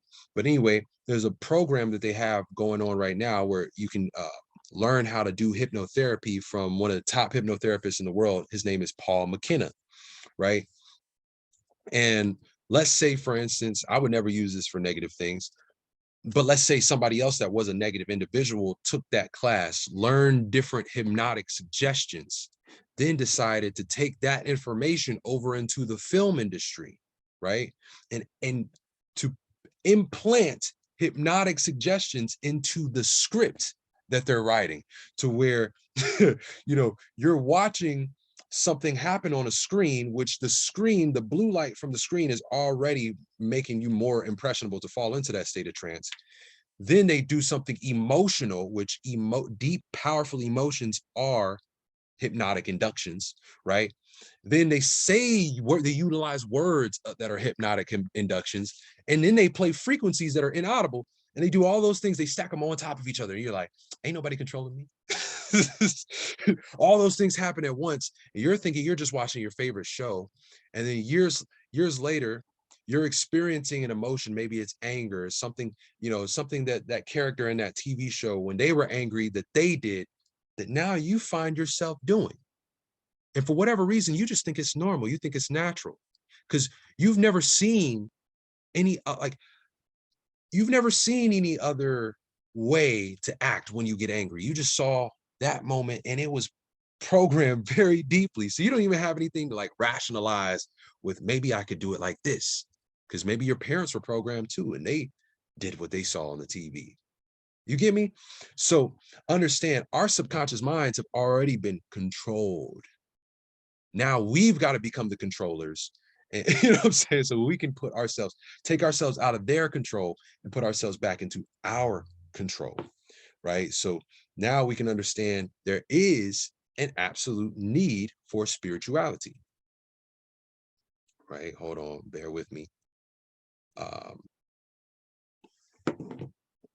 And this is another really important thing to note is that when you can control this, whoever is in control of your subconscious mind is in control of your behavior, right? So if you have some type of behavior pattern, rather it's a bad habit, an addiction, a thought pattern, maybe you overthink all the time, maybe it's an emotional imbalance, right? And no matter how much you try, you can't get over that, right? That means it's ingrained inside of your subconscious. Understand that. That means it's ingrained inside of your subconscious. And there's only two things that could free you from that. And that is you mastering the ability to control your subconscious mind. And then two, you gaining wisdom of how your brain works, because maybe it was just neurochemistry, and maybe there's some seemingly unrelated behavior that you were doing that's leading to that the compulsive behavior. You know, like say for instance, like before I understood how dopamine worked, I didn't know why I would always be scrolling on Instagram. Like, you know, saying like, you know, then I had to realize like there's a connection behind smoking weed, eating sugar, watching porn, watching social media, watching TV, you know what I'm saying? Like, you know, needing to go to concerts, like there's a connection behind all these things, and it's something that's in my own brain. And once I can understand that, I can rationalize it and overcome it with logic. So there's only two things that's going to free you from your patterns, and that's information, and then the skill set that allows you to control your subconscious mind, right? And we shall continue. Let's see. Okay. And I'll say, well, something we already talked about is that there's a particular grouping of behaviors that leads to neurochemical and biochemical balance, a state that in science is known as homeostasis, right? And so we want to be living our lives moving close as we possibly can to homeostasis, where like say for instance, laughter it pinches certain nerves that release endorphins that is really good for us, and everybody should laugh every single day. You know, as the elders say, you know, laughter is the best medicine. We've been knowing that, but how many of us laugh every single day or consciously make the intention to laugh every single day? You know, my elders always taught me if I didn't get 12 hugs today, then I'm hug deficient. And that's just what they didn't know, right? They knew, but they didn't know what they were really saying. But what they're really saying is that we're lacking oxytocin. So maybe I can't do, you know, maybe I can't do 12 hugs, but maybe I can cuddle with my partner for 30 minutes. And maybe you don't have a partner, but you know, maybe 12 people to hug then, you know what I'm saying? Or so one person that you can hug 12 times, you know. but but whatever you need to do, you know what I'm saying? Like there's a neurochemical balance that we're going to need, even when it comes to, like, once again, in the neurochemical aspect, there are the hormones. So say for instance, you know, like soy, like I'm a vegan. I don't know if y'all are vegans, but and I don't necessarily push veganism at all. I do veganism for spiritual reasons, not to save the animals, not to save the planet. I am saving the planet, but that's a different story. But I'm a vegan, right? And it's really interesting, like how they push soy on vegans, right? It's almost like they punish you for caring because soy produces like high levels of estrogen, so much so that it effeminizes men. I mean, it actually, when a person has too much estrogen, it actually depletes the rest of their nutrients, right? Like it creates like enzymes in their body that destroys nutrients. And so it's like crazy. Like before they ever started pushing soy crazy like this, I mean, tofu's always been around, but like before all the, like literally like right before all the mass like diet cheese, Beyond Meats and all these things started coming out, they had an experiment that they did in jail. It was a form of punishment where they wouldn't give the inmates anything other than soy. They just gave them soy products and that was it. And first they were just feeling pain because of the nutrient deficiencies that they were experiencing. And then it was effeminizing them. So there was more rape within the prisons just because they were feeding them more soy, right? And so this is really interesting thing to note, because it's like, think about that level of hormonal imbalance that they experimented with on real human beings and then pushed to the masses, you know. And when I say they, you know, as we're seeing with our brother Kanye, when you call out who they is, you get canceled. So even though I know who they is, I'm not going to mention who they is. Not today. Not until I'm a little bit bigger.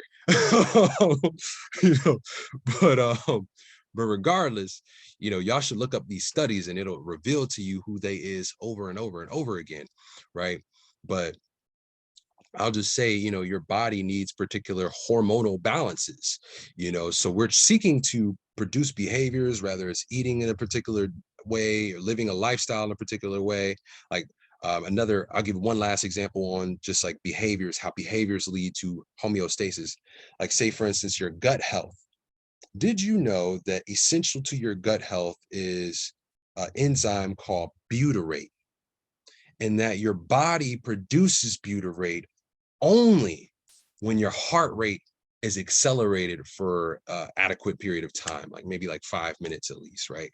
Meaning that like your day-to-day life needs, right? It needs some form of cardio where you go for a run for at least like 5 minutes a day, right? Or your gut health will actually begin to deteriorate. Like I didn't create it, I didn't make it up. I mean, that's just what God did. That's what, that's what God decided to do to us. Make sure, like, you need to exercise, right? And I'm guilty of not exercising myself. Like, I really need to get a gym membership. But like, but all you need is like 5 minutes a day for real. I think it's about 5, maybe do 10 minutes just to make sure that you're getting enough in. But if your heart rate goes up and stays up for about 10 minutes, like, because that gut health, when the gut health starts to deteriorate, that moves to all other different areas in that particular region of your body, and can lead to all types of cancers and all types of crazy stuff, imbalances, just because we are not educated. We go to school and we learn about imaginary numbers. Anybody else learn about imaginary numbers? Like, I never use that again in my life. We learn all types of crazy stuff in school, histories that aren't really real, and all different types of stuff. And yet they never taught us about our own mind and our own body and how they truly operate and what we really need. And that's clearly the most important and valuable thing that you can know, is how your own brain and body operate, right? So we're seeking to cultivate a grouping of behaviors that leads us towards homeostasis. Yet if we have behavioral patterns and habits that get in the way of that, then clearly we would need to be able to have some means of reprogramming our subconscious minds so that we can get past our habits and actually produce a life that we really want to live, right? And so before I even go into the notes, I'm going to take this part to bring in the religion. And I'm gonna be brief because I don't want to disrespect nobody, and plus I got to be mindful of time. But I don't know if anybody else has been tuning into the whole Kanye West thing. I'm also not gonna weigh in my opinion. Yes, I will. I'm behind that brother Kanye. Anyway, I support Ye. No, but but don't judge me. Don't judge me if you don't. But regardless, what he's really bringing into at least my mind, like being as aware as I am, for me, what he's bringing to my mind is the fact that I, throughout my life, have looked at religion specifically as to its impact on individuals, like on individual life, right? Like I've seen religion as like, this is my relationship between me and God, and there's a heaven, there's a hell, and there's a fear paradigm that's moving me into a better way of being, because I'm scared of what would happen if I didn't, what I'm saying?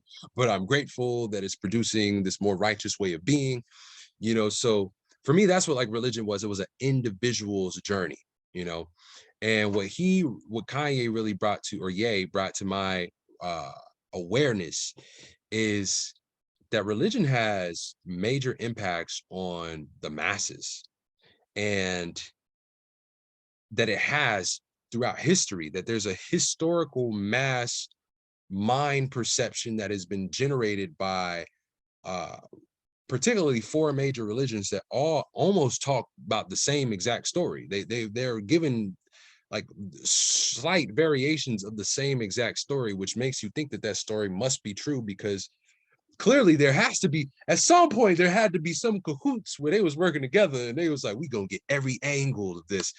But that's just my theory, and I'm not gonna go too deep on this because once again, I don't want to damage or disrespect anybody's beliefs, but I just want to point certain things out that will make you think more critically, right? So think about Catholicism, Judaism, Christianity, and Islam. Very interesting to look at.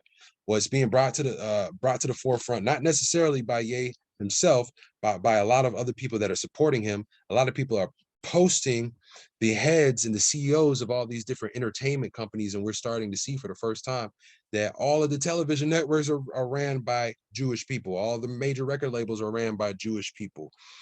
Something I just learned today, which blew my mind, but I'm gonna come back to it.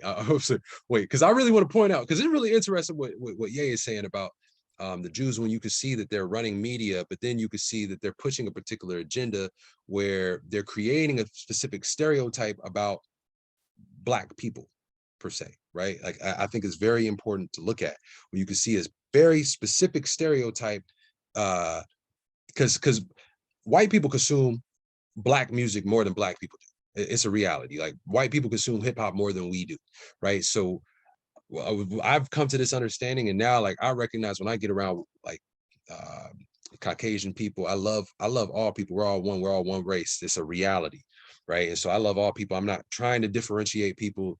Race is a social construct that I did not create. You see what I'm saying? So I did not create it. I'm not seeking to talk about it. It's just for sake of understanding what I'm trying to say.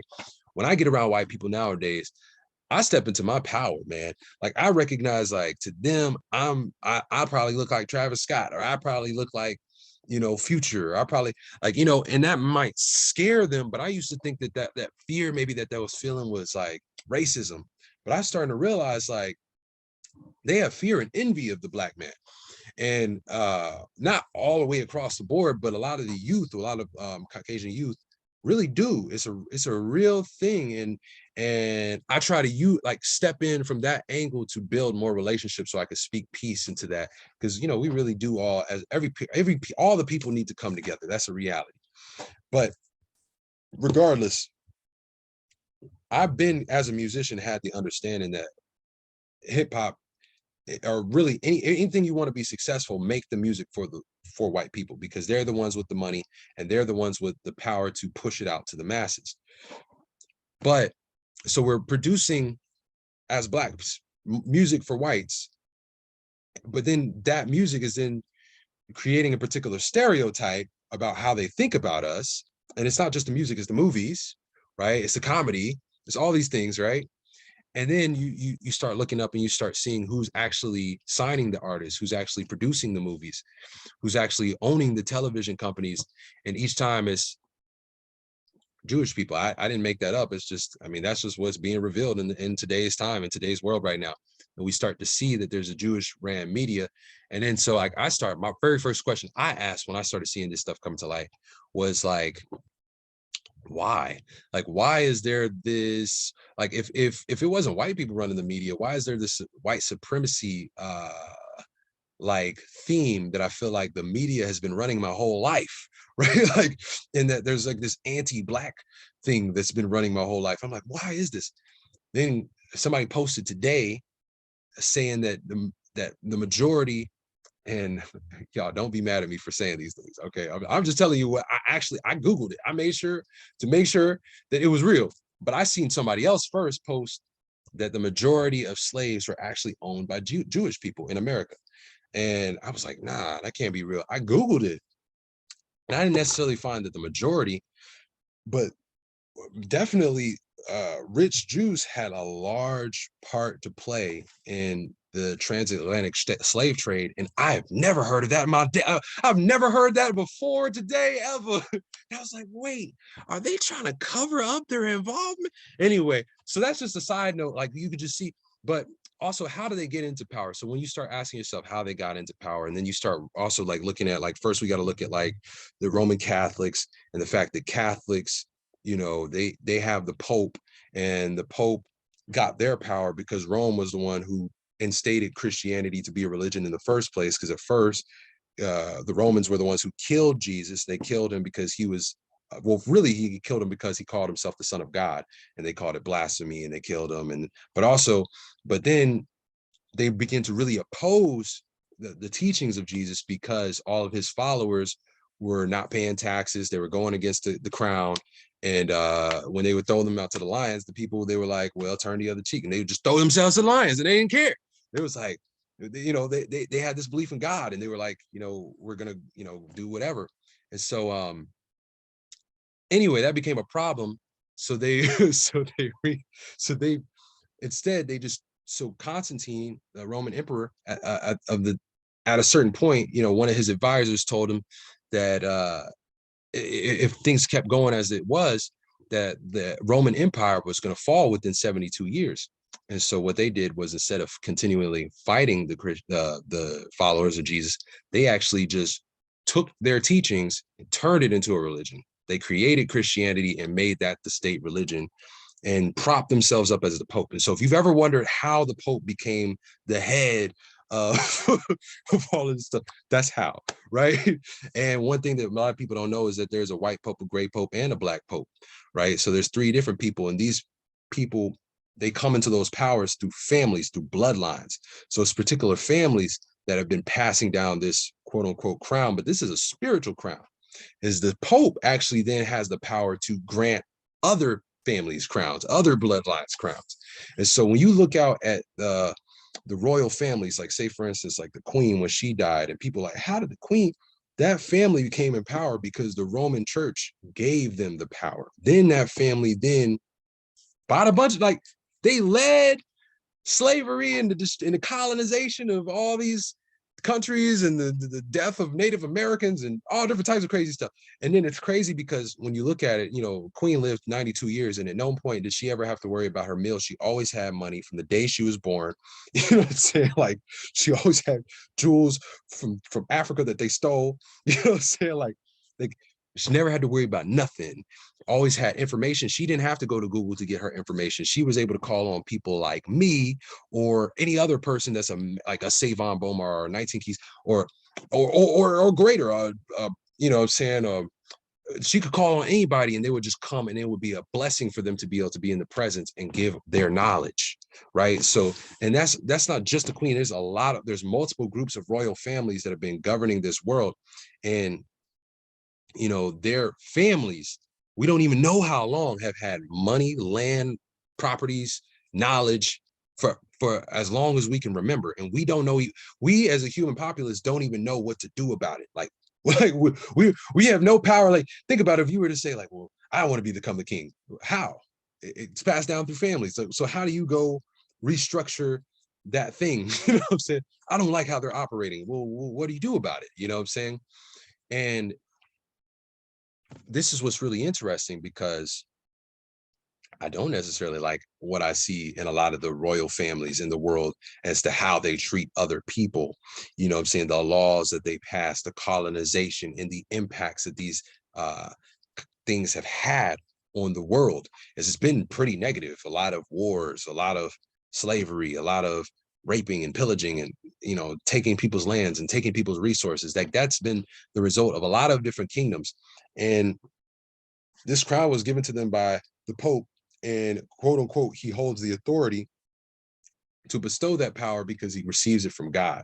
And if you look at the Bible, you'll see within there's a lot of concepts around kingdom, kingship. The whole book is about a kingdom and about the colonization of a foreign land. And so when you realize that, I'm not saying that that's not a true statement. If you're looking at God as the king, and God has come to earth as a foreign land from heaven to make earth as it is in heaven, like he's colonizing the earth, like maybe, yeah, cool, that's truth, and I believe in that. And I'm not saying that I don't believe in the Bible, but I'm saying look at how it's being used, right? Look at how it's being used, because they've used those same ideologies to justify human beings colonizing other human beings. And this is what we get from religion throughout time, right? Because when the Queen died, she passed on her estate, had to pay no taxes, and and it just went right to her son. And then he'll have that forever, and it'll keep getting passed down forever and ever and ever. And we're sitting here wondering, like, how do we do that? So like other people on the planet homeless and hungry and stuff like that, and meanwhile this is their experience, and this is being produced by religion, right? Where they were able to use religion to get people to move and go to war for them, to enslave people, right? To justify slavery, and then to utilize slavery to build them a fortune. Like, it's really crooked and crazy if you really look at it. And this is what they were able to do with Roman Catholicism. It's still going on. Then you see this, these Jewish media messages hiding hiding the whole principle where, you know, like Disney is ran by Jews, and the whole concept of Disney is like push magic. Y'all ever notice that? Like push magic, make everybody want to be a magician, then give them this book that tells them don't be a magician or you'll go to hell.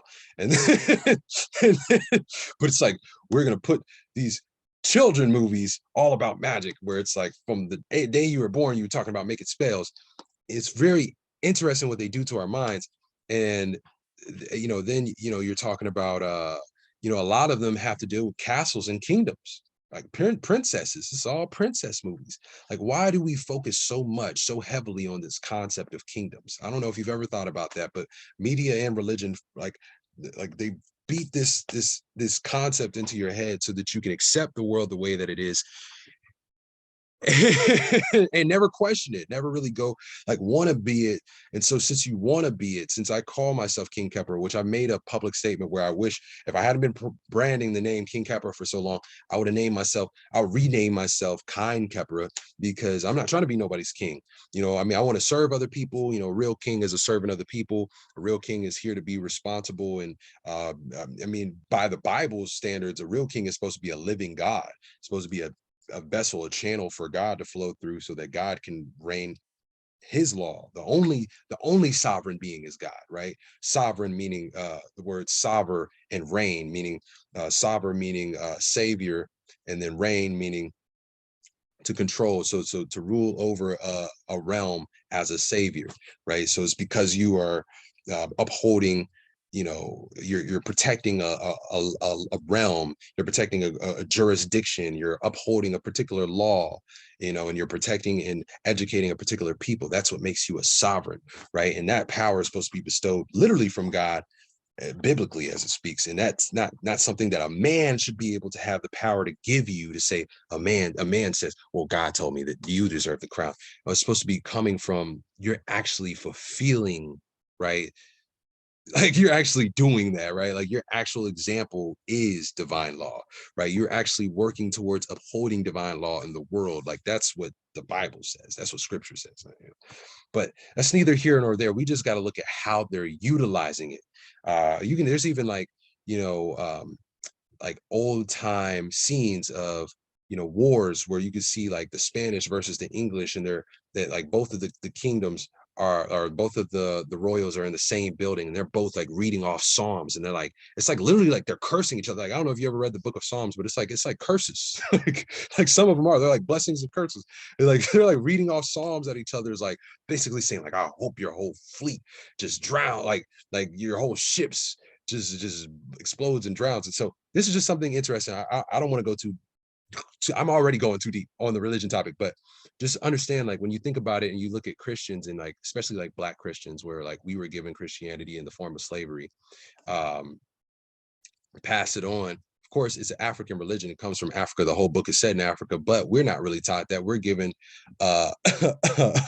we're given a face of white Jesus, even though in the book it says Jesus's hair was made out of wool, his skin was the color of burnt brass, right? And then the Hebrew people are said to be the color of olives. And I don't know about you, but I've only ever seen green and black olives, and I've never seen a green person. So we're just gonna throw that there, right?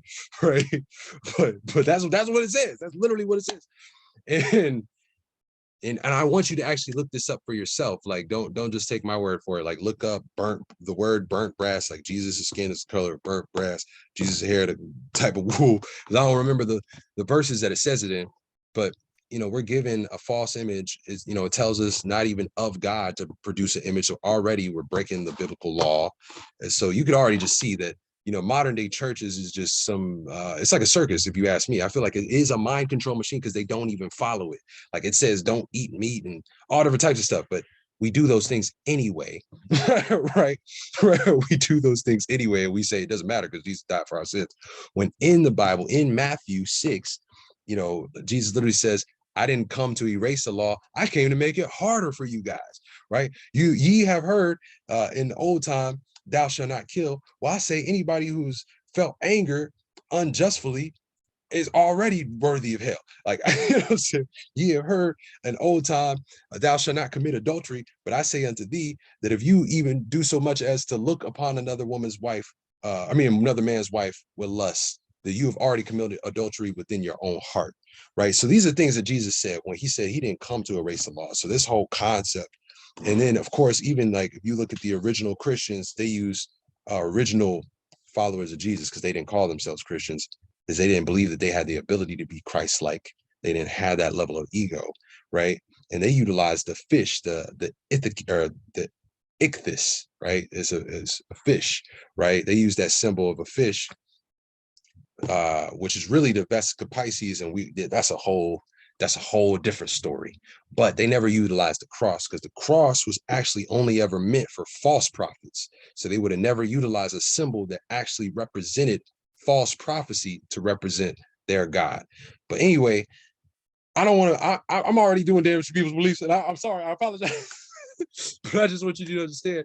Like when you start looking at all these things and start seeing like how like throughout time, like when you look at kingdoms and the way that this has showed up and creating slavery and creating wars and creating different media perceptions and programs and different things, you start realizing like, wow, like this is a whole lot where religion itself is probably the biggest form of subconscious mind control on this planet. Don't believe me, once again, in the word religion is to do things in space repetition. Come back to church every Sunday. That's a particular form of repetition. You consecrate everything in a way that reminds you of God. You pray before you eat. You pray before a lot of things. You know, like you say, thank God, God bless you. You know, like all these things, and all of these are they consecrate as many moments as they can to bring your attention not back to God as in the presence of God, but into the God that is stuck inside of a book, so that they can utilize that. And then when you think about it, the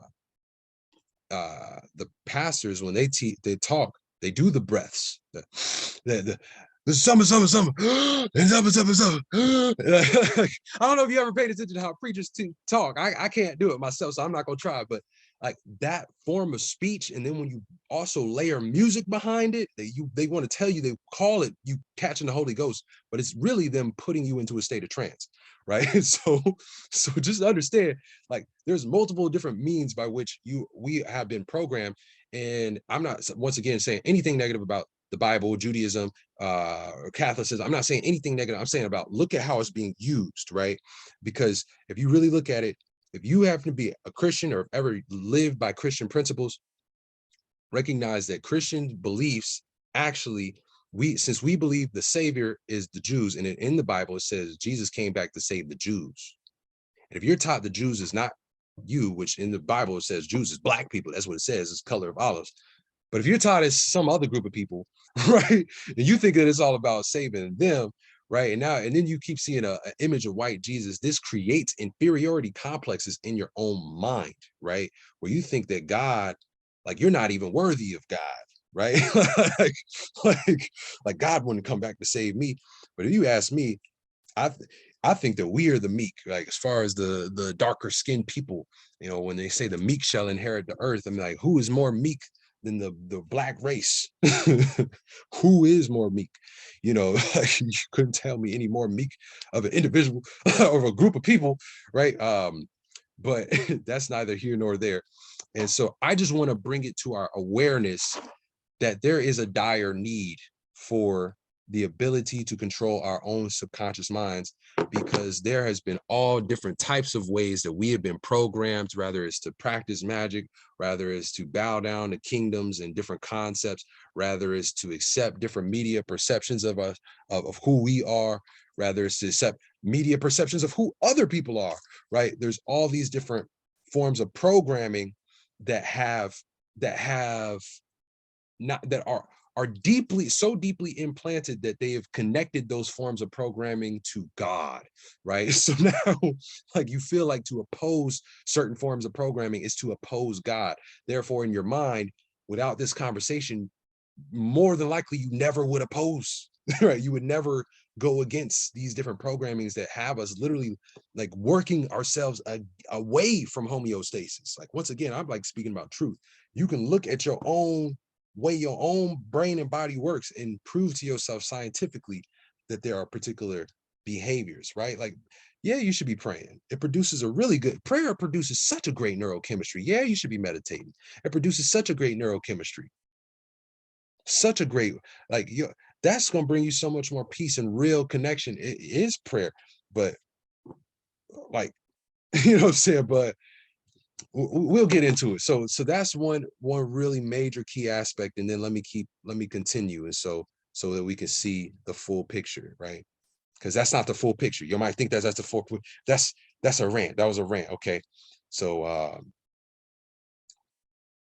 so we want to have the ability to control our own subconscious mind so that we can make it to where because other people are trying to control us. We don't want to be in control, and we want to be able to program into our own minds things that help us to move, behaviors that help us to move into the direction of homeostasis.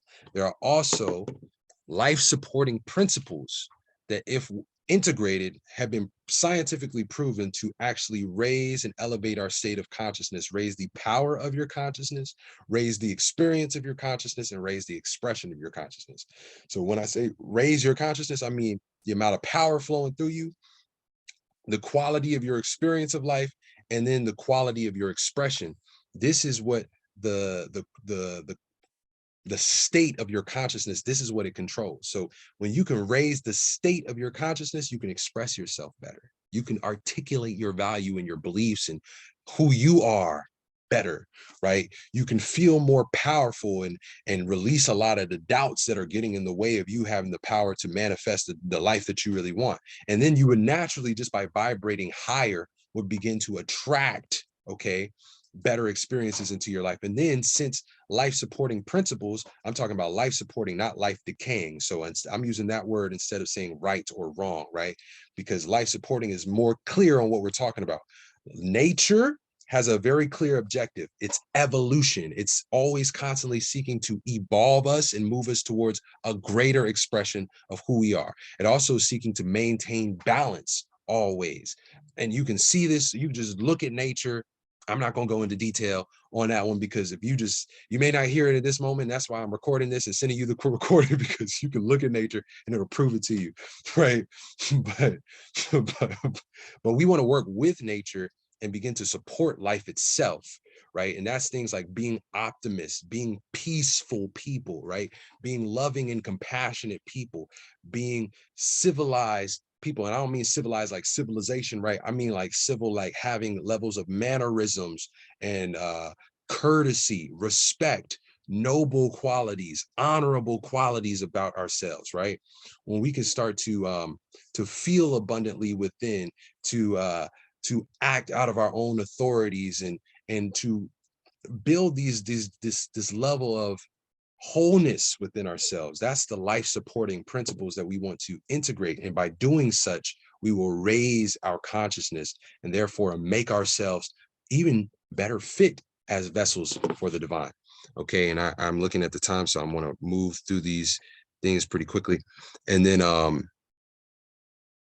it says when one is totally balanced and vibrating at the highest state, they are said to have become one with God again. So once again, religion means to tie back again. So the whole purpose of religion is to reunite you with God, right? And this has been stated to be what happens when one comes to a state of balance and raises their consciousness to the highest state. Specifically, it is said that's what happens. It's like in the yoga philosophy, that's what they say is the way we lead to that, right? But yoga is not really a philosophy. Yoga means union. So yoga is all about having union with what, right? Your consciousness being united with God's consciousness. So clearly we can see the word yoga and the word religion truly have the same meaning.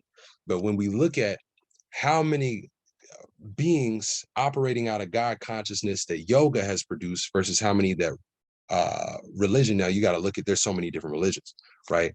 And so, religion has definitely produced some high quality beings, and so has yoga.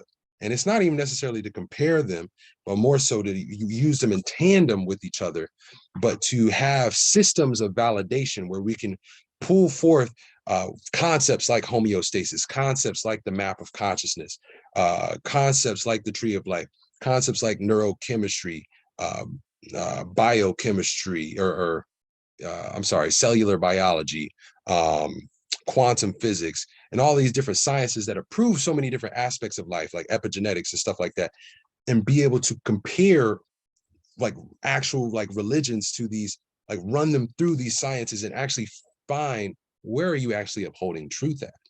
Because it's all good to have a religion controlling your subconscious mind if what it's leading, if controlling the subconscious mind means controlling the behavior, and then behavior means it's going to create your quality of life, right, then hopefully it's creating the best quality of life, one, and hopefully that what it's programming into you is in harmony with truth.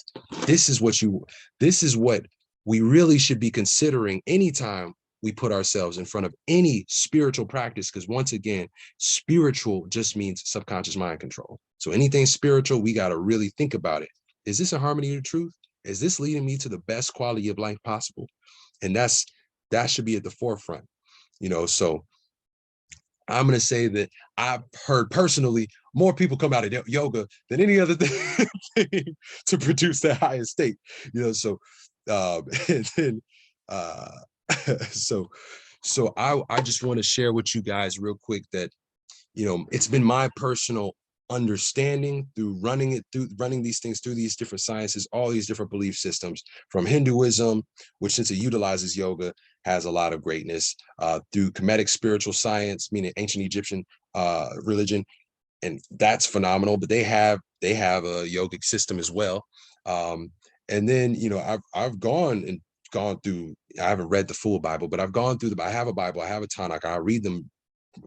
I read them regularly and I decode them also, what I'm saying? And there's a lot of truth in all of these things, man, like Confucianism, Taoism, the Tao Te Ching, Buddhism, and the Noble Eightfold Path and right living and all these concepts that come from all these different people. Religion in general, I highly recommend it. You know what I'm saying? I highly recommend it in general because, we want to be thinking about God, but you want to be able to take it as like read the actual books and work towards developing your own relationship. But what I'll say is what I personally found to be the quickest route to the actualization of our full divine potential has been yoga. And when I say yoga, I don't just mean stretching. I'm going to give y'all five parts of yoga, and then I'm going to stop and I'm going to open this up for open discussion. But I've seen, so yoga, the way I believe yoga is to be practiced, and this I get this from the ancients. So these are ancient yogic secrets. These are things that they don't typically share, has not really made it to the West yet. So I'm trying to bring it to the West, because why is there a book like the Autobiography of a Yogi where they're talking about immortal beings and beings that could duplicate themselves and all these different types of crazy spiritual powers that don't seem real at all, but then you go practice yoga and it's just, oh, this is about working out. It's about stretching, right? So that aspect of yoga is referred to as the asanas. Now, there's, two things before this, and that's the cultivation of, hold on, I'm sorry. Well, bear with me, guys. Bear with me. I'm gonna try to be as quick as I can. I think it's good to know a little bit about yoga, so I want to share that aspect with you, especially because share it in plain English versus in Sanskrit. If I can find it, let's see. If I can find it. I may not have I don't actually know where I have this at, so I may not try to use up this time. I may just try to look into my memory. So let's see. There's the yamas and the niyamas, and the yamas are about like ethical codes. It's kind of like how we treat other people. And then oh, I say yamas and niyamas. So the niyamas are like self-discipline and spiritual observances. So spiritual observances would be like praying or calling upon your ancestors or different things of that nature, going for a walk intentionally with the desire to tune in with God, spending time in nature. Those are like spiritual observances. Self-discipline is like fasting and working on like having the intention set to overcome particular habits that are not healthy for you, right? And then, you know, ethical codes would be just like how you treat the planet, how you treat yourself, how you treat others. We should treat other people based off of divine law, which divine law is as simple as love. Like love is law. It really comes from the fact that we are one. Like when I say we are one, like look at the word individual. The two parts of individual is indivisible, meaning that you can't cut it any further, meaning that it is all one thing, right? So we're indivisible, and then duality. So there's an indivisible aspect of us that is one, and then there's a duality aspect. So we are both one and unique at the same exact time. I am me, but the consciousness that operates me is the same consciousness that operates you. You want to see how this works? Imagine you're in your house and you have a computer, you have a phone, you have a refrigerator, a stove, television. You have all these different electrical appliances, and they all think that they're different. They all think they're unique. But the one thing running them is electricity, right? So they're all really just electricity, but they all have different vessels that that they're flowing through, and those different vessels have different equipment that gives different expressions. So that's kind of how we are. We all have different unique bodies, but our bodies are like temporary. They're made out of 99.9% empty space. So we have unique, bodies and minds that are not really real, but the consciousness flowing through us is all one and the same. It's just like electricity. You know what I'm saying? So we have this oneness aspect and this duality aspect, and we got to look at the oneness, and that's the principle that operates divine law, where we're realizing that it's best to treat other people like the golden rule, like where you treat them the way you want to be treated, or you treat people with love, with reciprocity, with, understanding your interdependence on everything and everybody, right? We're all dependent upon each other, and we should all share in love, right? And so with all that being said, I want to open it up because I'm going to be closing out in about 40 minutes. So I just want to open it up and just let everybody. So now we've had, like, you might say, well also so you might say, well, you told us why we needed subconscious mind control, so that we can master ourselves and come toward create behaviors that move us towards homeostasis, and integrate these life supporting principles and overcome the negative limiting beliefs, and then the different patterns and programs that were put into us by things that like we would have never even chosen to look at. And when we look at their effect and impact in the world, it's like, yo, yeah, we really got to start looking at this. And you might say, well, you identified our needs, and maybe we need to put program our thought patterns so that we could be more geared towards that.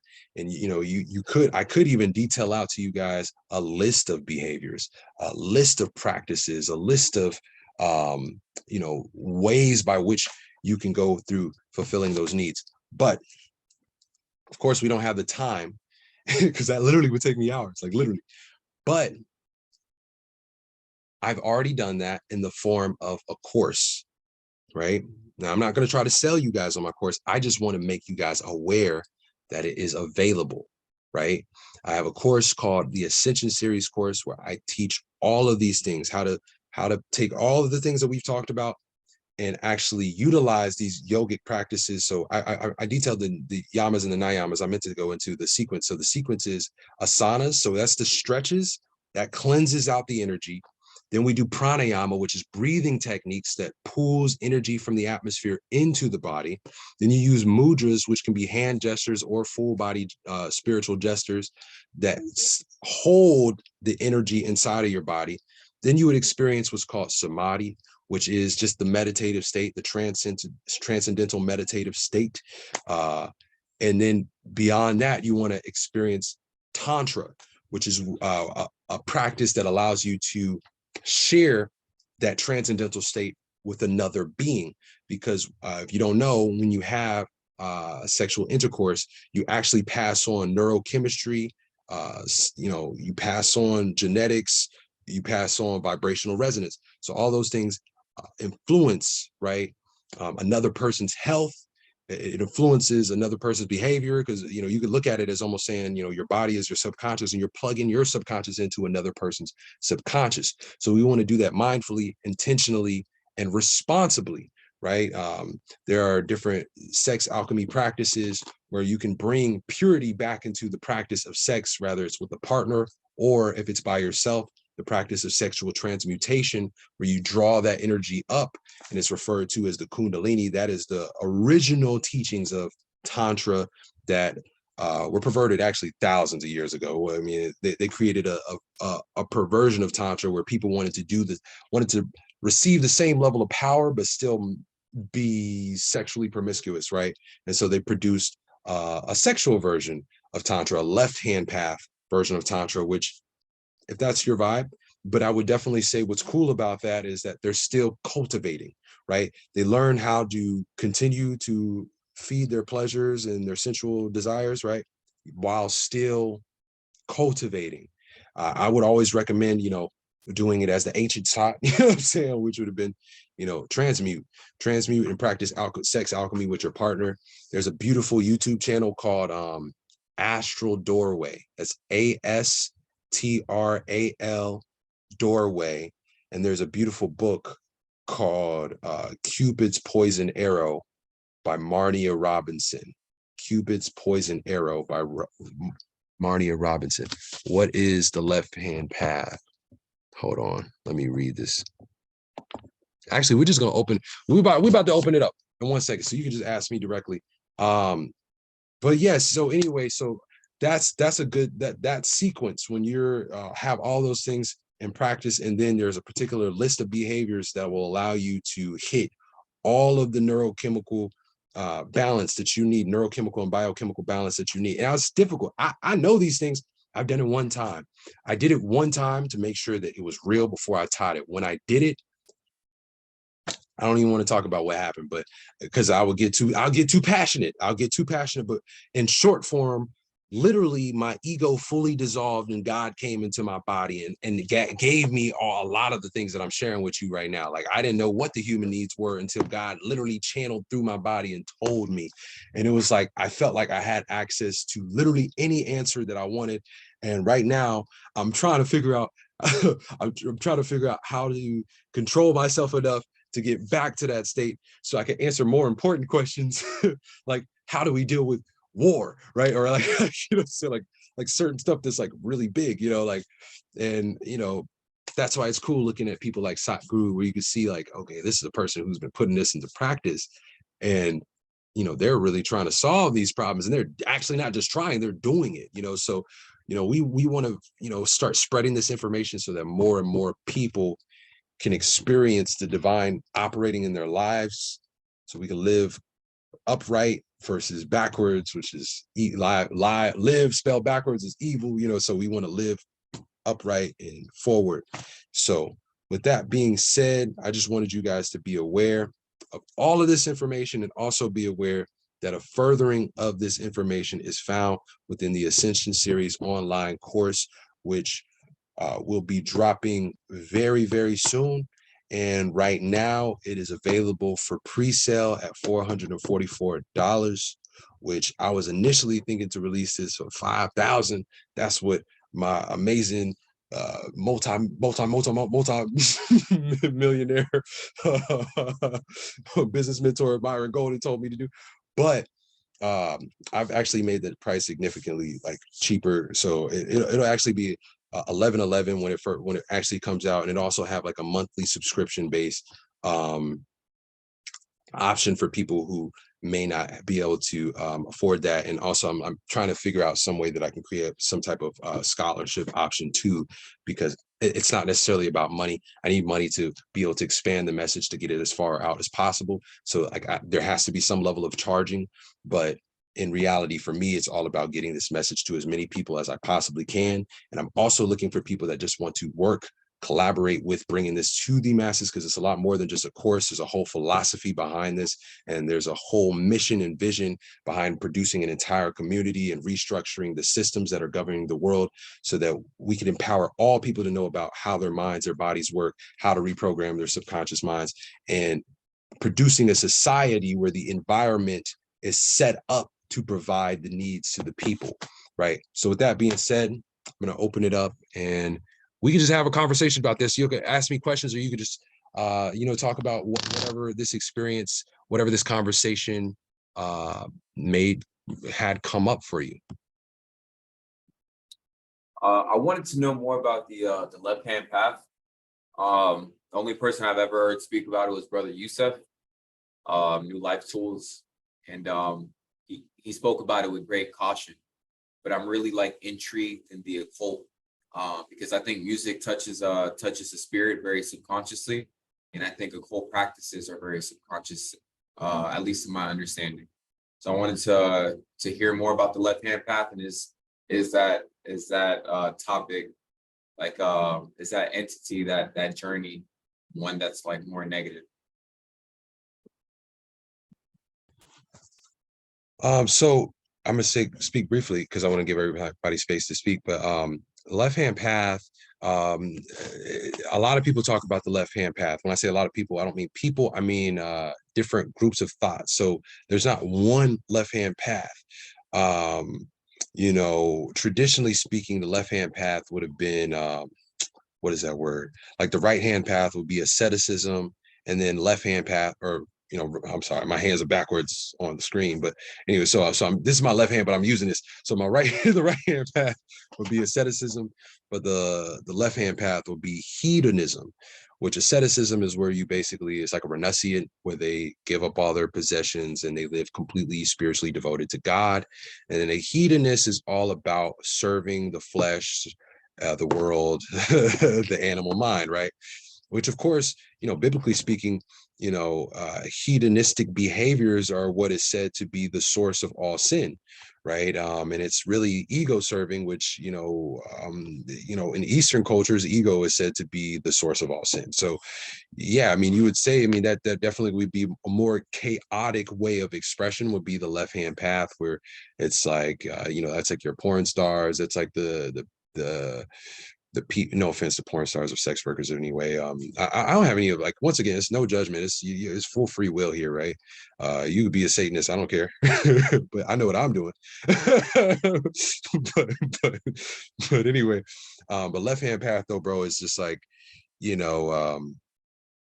it's where, like, it's all about the ego, where it's like, you're gonna do what you need to do to survive, right? So like, if, let's say for instance in music, like with my awareness, I understand how the music industry runs. Like I could just go, and if I was left hand pathing it, and I was just hedonist, and I was just trying to like live in all the pleasures of the earth, right? Like I would just be making a bunch of, twerk music, shoot 'em, hit 'em music. Cause I mean, literally anything talking about the vices behind a slapping beat that with somebody that knows about engineering and frequencies, it blows up, especially if you put a great image behind it, somebody beautiful. I could go to the gym a little bit and knock out some negative stuff, be successful before y'all know. But ultimately, it's always been said that the best path is the middle hand path, right? So the middle path is or not middle hand, because there's no hands, but left hand, right hand would be more so like the tree of life, right? So in the tree of life Kabbalah, I don't really like Kabbalah. If you take my course, you'll learn I go by the Pod Neteru, which predates Kabbalah, but it's the same thing. It just is taught very differently, but it's literally the same structure, same concept of a pillar of mercy and a pillar of severity. And left hand path will be the pillar of severity. The right hand path is the pillar of mercy. And in reality, the middle path is the understanding that you need both. Okay.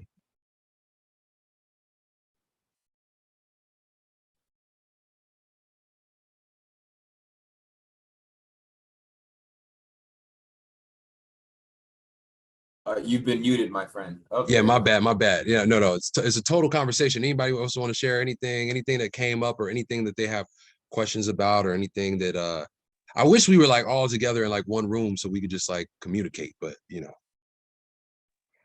I guess I'll go. So that was very interesting that you brought up the whole, ego lifestyle thing, because that's literally something I've been dealing with for a long time now. It's like ego versus higher self. It's been like that with me, or within me, for probably a few years now. I've been like trying to figure out which path is like best for me. And yes, we're all entitled to free will, but honestly, like I don't know, there's something in me that feels as though following spirit is the right thing to do, but I can follow my ego as well. And, I mean, nothing's wrong with that because, our life is just, it's already kind of laid out for us in a way. So you're free to do whatever you want. But I just know that if I were to go the path of my ego, I know that I wouldn't be truly happy on the inside or like fulfilled on the inside. So yeah, I've been just connecting to spirit, connecting to the divine, and healing a lot of things within me. Yeah, turning into a literal alchemist. uh, and I don't know. Yeah, it's just there's so much that comes with being in tune. Like there's so much that comes from it. Uh, Honestly, it literally feels like I've been floating through life. If that makes sense. I don't know if that sounds crazy or anything, but just being connected, honestly, things you will literally become a magnet and things will just fall into place. Honestly, it's not that much of a stress. Um, things just happen. So yeah, I'm definitely on that path right now, that journey. So yeah. Yeah, I want to express to you that spiritual riches are real, okay? Like, and they're experienceable in this life, like while you're in the body. And spiritual riches has nothing to do with earthly riches. So like, yeah, it's cool to attract to yourself different opportunities and um experiences and resources. That's cool. And the funny thing is the way the physical realm works is like if you work, it works. So, we don't always have to be worried about like attracting something to us. Like if you really want something in your life, like you always have the ability to just go work for it. You know what I'm saying? Like I just put the energy in towards manifesting, and I like manifesting like energy, like and I do teach like in this course, there is a whole section on, because I believe that we should have spiritual power backing our works, but you can read like the science of getting rich by I know his name is like Wallace or something, but Science of Getting Rich. And it goes into it is pretty much, it goes into it pretty deep, especially chapter 11 talks about visualizing as you're performing the work, holding like utilizing your spare time to develop the vision of what you're seeking to manifest, and then holding that vision as you're actually working towards it. Like that's a major key. But also implementing trance into your life, like working on your own subconscious, like that's a major key. Keeping yourself in the right vibration and operating in harmony with truth and then with karma, you know what I'm saying? Like those are major keys to producing success in your life. But outside of that, like, like if we really want things in life, like we just got to put the energy and the work in and be patient with reality. Like nothing happens overnight, you know what I'm saying? But then there is things where you could just, like sell out for but, and I'm not calling it selling out, because I guess that's a form of that was a wording of judgment, and that was incorrect of me to use that word. But you don't have to um play into the program to produce what you want, right? What I'll say about the spiritual riches, I'll just give a quick example, and then I'll create more space for more people to talk. Like say for instance, the awareness that I have is not just knowledge. It's not just something I heard from somebody else. It's not just something that I've read out of a book. I have direct experiences within the spiritual realm. If anybody's ever heard of the concept of out-of-body experiences or astral projections, right? Like I've had the ability to actually, as a soul, which helps me to fully recommend or recognize that I'm not the mind, I'm not the body, I am the soul, right? You know what I'm saying? So once you as a soul get the opportunity to leave beyond your body, you'll find that people that do corrupt things here on this planet, if they ever do that, what are they faced with? Demons and all different types of crazy stuff. People be like, yo, I astral projected and I saw the weirdest thing. You know what I'm saying? Like then people like me, like, and I'm not saying like me, people like Yogananda, they leave their body and they go straight to heaven, right? They get to go to heaven while they're still on planet Earth. And I'm not saying heaven, like, I'm not really trying to reinforce that whole religious programming, but more so to say that there is an idealistic place that could be classified as heaven, and that there is a very negative place that could be classified as a hell. And there's so many other places too. There's so many different realms of which we can experience, but it's like you get real life gifted, and you don't have to wait to die to go experience these things. And this, the cool thing is like say for instance, like me devoting my life to God fully, like God, God directly talks to me, like talks directly to me. I have a real life direct relationship, and he's guided me to teachers. He's guided me to books. He's guided me to websites. He's guided me to people that weren't even like teachers, that they were just like helpers in my life, that they had things that just helped push me forward, that provided a space and time for me to figure things out on my own, right? Like God has done amazing things in my life. And I know that it is a result. And that's the cool thing, because nobody can take that away from you, because you know it's a result of you serving that higher power. It's not because the devil's taking care of you or something. And once again, I'm not trying to utilize these I don't know why I do that. It's like the programming is so ingrained in my language that, but that's how I speak sometimes. But I don't mean to say that it's I clearly have an agenda. I'll say I do have an agenda as a person. I desire to see everybody working for God. That is what I desire. I'm gonna be honest, right? So I've cultivated a speech that talks people towards working and serving God. But ultimately, you do absolutely have free will, and you should choose whatever you want. I just want you to be aware that, like, the experiences that I have in the astral realms, I would never, like, there is no earthly thing that you could trade me for those things. And the cool thing is that, like, I can experience those things, and then if I just choose to go work, right, I can produce any other physical thing, right? I could produce a Lamborghini or a house or a big, humongous plot of land for my community. That is what I actually seek to be doing with my life. You know what I'm saying? Like, nothing will stop a God realized being from producing anything that they want. Um, the difference though is that, you know, when you are serving the darker forces, it can actually stop you from experiencing spiritual riches. So that's a very that's an important thing to just simply be aware of, right? And then with that awareness, if ignorance is the only sin, right, then it doesn't matter what you do with that information. It's just the fact that you have it, and now you get the opportunity to make the choice. And then, yeah, if anybody else wants to, that was it. If anybody else wants to say anything, I just want to just hear us all communicate. Yo.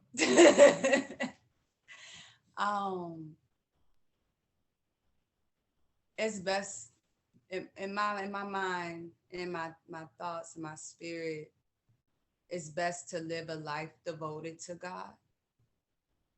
That's how I genuinely feel. And I think I've always felt this way, even from when I was a child. However, as you're speaking about the subconscious programming, those subliminal things that get ingrained into your brain without your awareness, and also with your awareness and your choice to, you know, divulge into it. Recently, as in like today,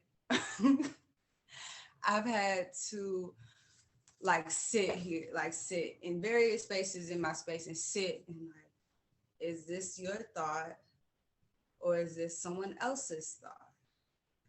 Where did it come from?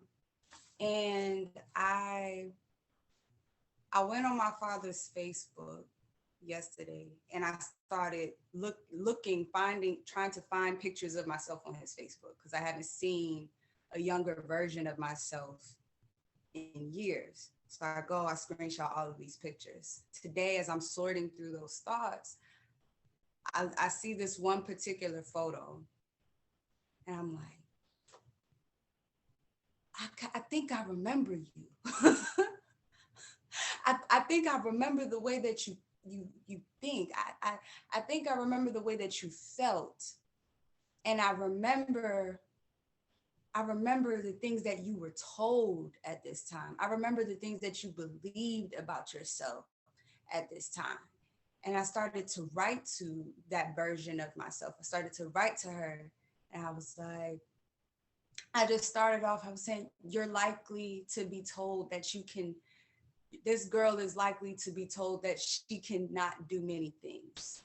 And then I would counteract it. I would introduce a new thought, a new reality to her, because many of the things that I was told that I would be and become and experience, I did experience them because I believed them. And I didn't believe the God in me. I didn't believe what God was saying about me, the truths that I knew and I felt, because one thing I have observed that Christianity has done to our minds and to our spirit, specifically for Black folk, you end up making your family, your institutions, your guides, your preachers, whoever, you end up making them your God. So when they cast out certain spells knowingly and unknowingly, you then turn that around and it's in your subconscious brain. You hear it enough.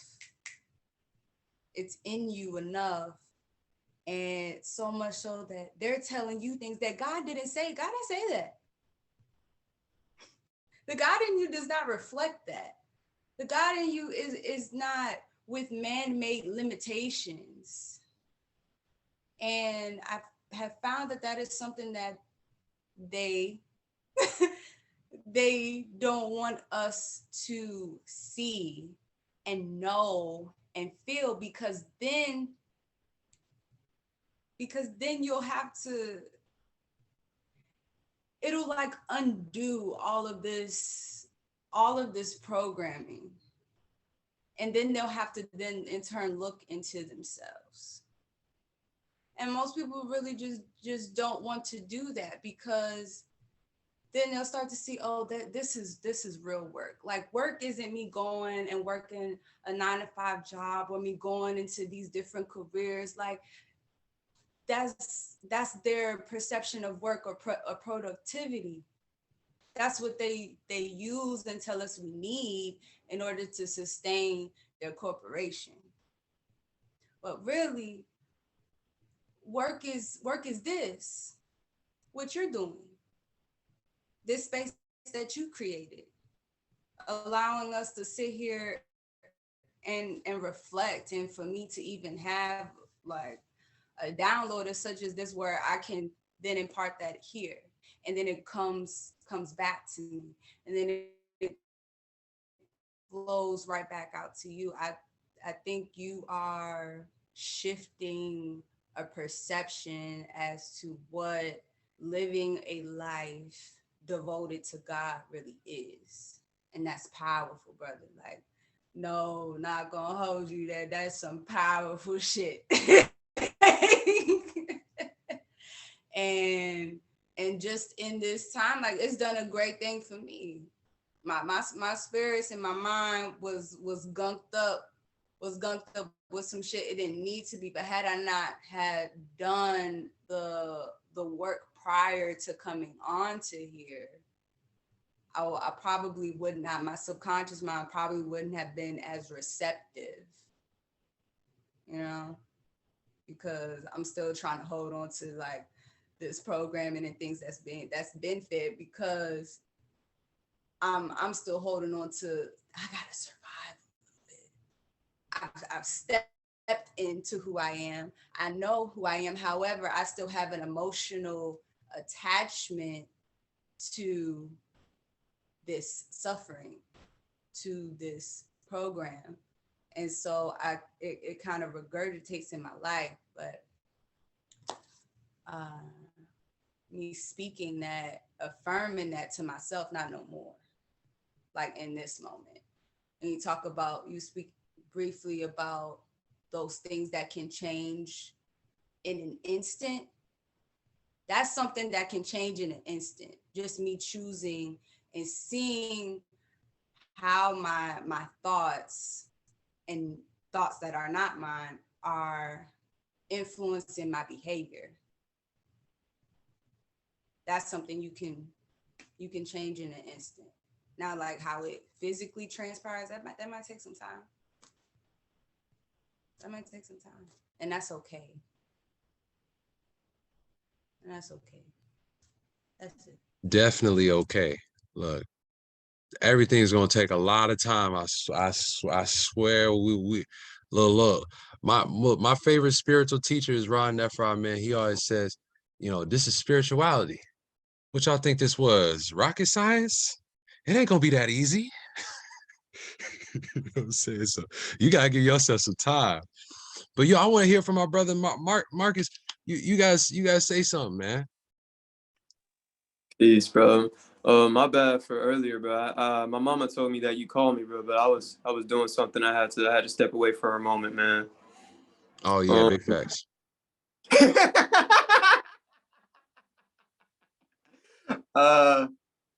Really, brother, man.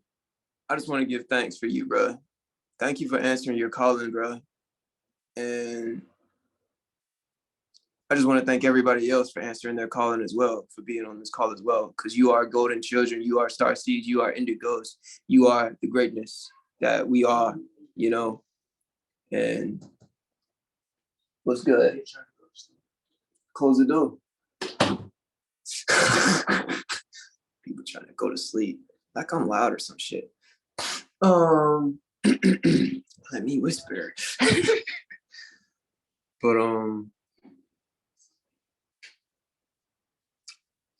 that slick made me lose my train of thought.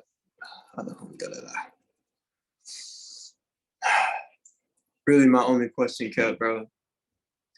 I asked the same question just earlier to one of my homies. You know, it's interesting how the devil has been so busy this season, my brother. But it's like God is even busier, you feel me? You know? So it's just like all we have to do is breathe, pray, walk with our chin up, eyes focused, and just know it's gonna be all right, baby. But my real question is, brother,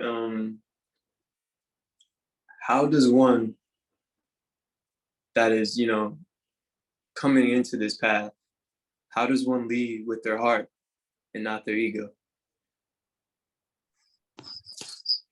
Well, leading with the heart is easy.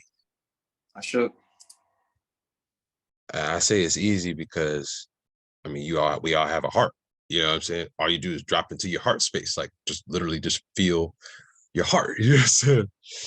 I think what can become hard is more so the identifying the ego, right? So we could say, how do I, like, even that word is like, well, what is the ego, right? And so I think the identification. Say that again. Easing God out. Easing God out. Yeah, but psychologically, like, so it's really interesting. The ego is like, it serves its own purpose. It serves its own purpose. And really the actual purpose of the ego, and this is me giving y'all real game. Like, I swear, this is like high vibrational, high vibrational.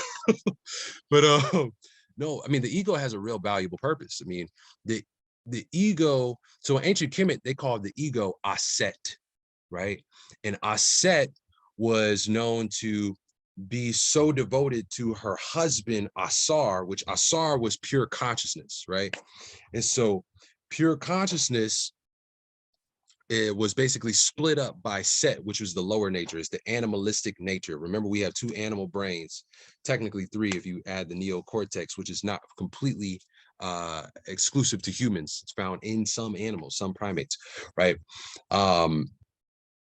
So we have these lower animalistic natures that run off of instincts. That part of it is reptile, which if you know you have reptile in you, or reptiles are warrior race and all they do is fight, right? Then you know that there's a part of you that's going to have some negative aspects and negative behaviors, right? And so that portion of the brain was said to have destroyed the connection of the pure consciousness, meaning that which you truly are. Also call it the soul, right? And so the ego was then, it was tasked with putting the soul back together again.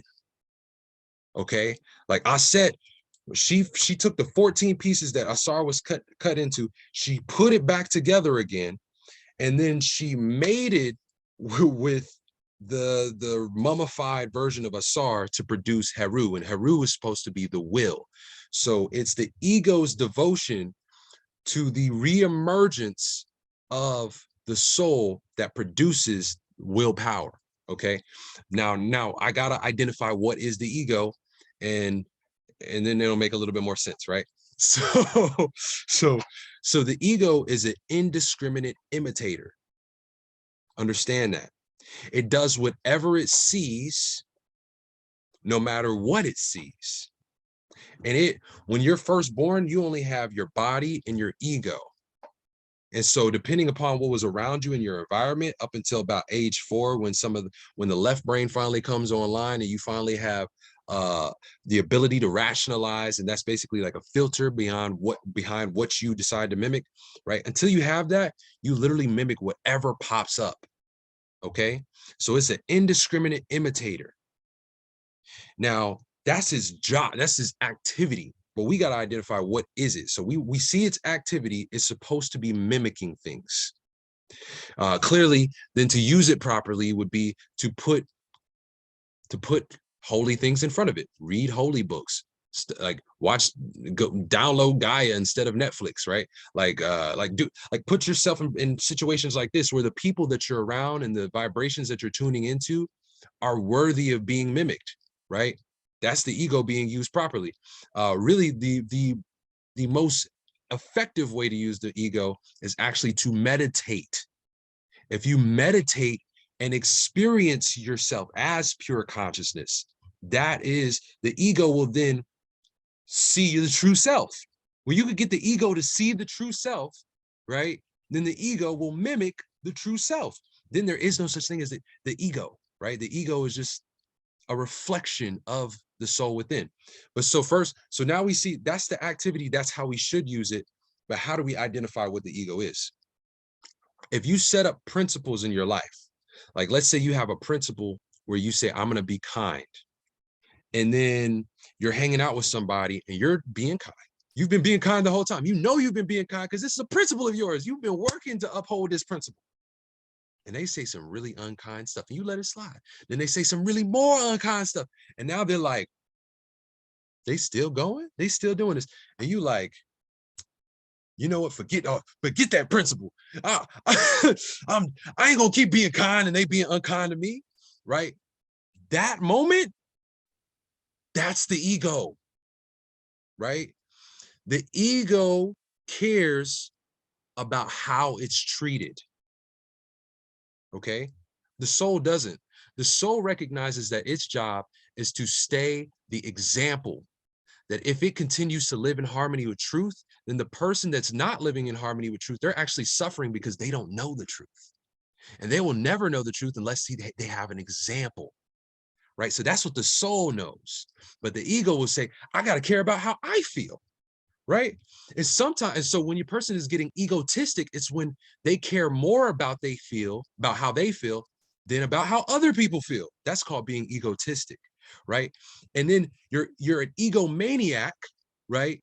If you care more, if your self-serving nature, if you're serving yourself at the detriment of others, right? If people get harmed in the process of you caring about yourself, right? That is called being an egomaniac.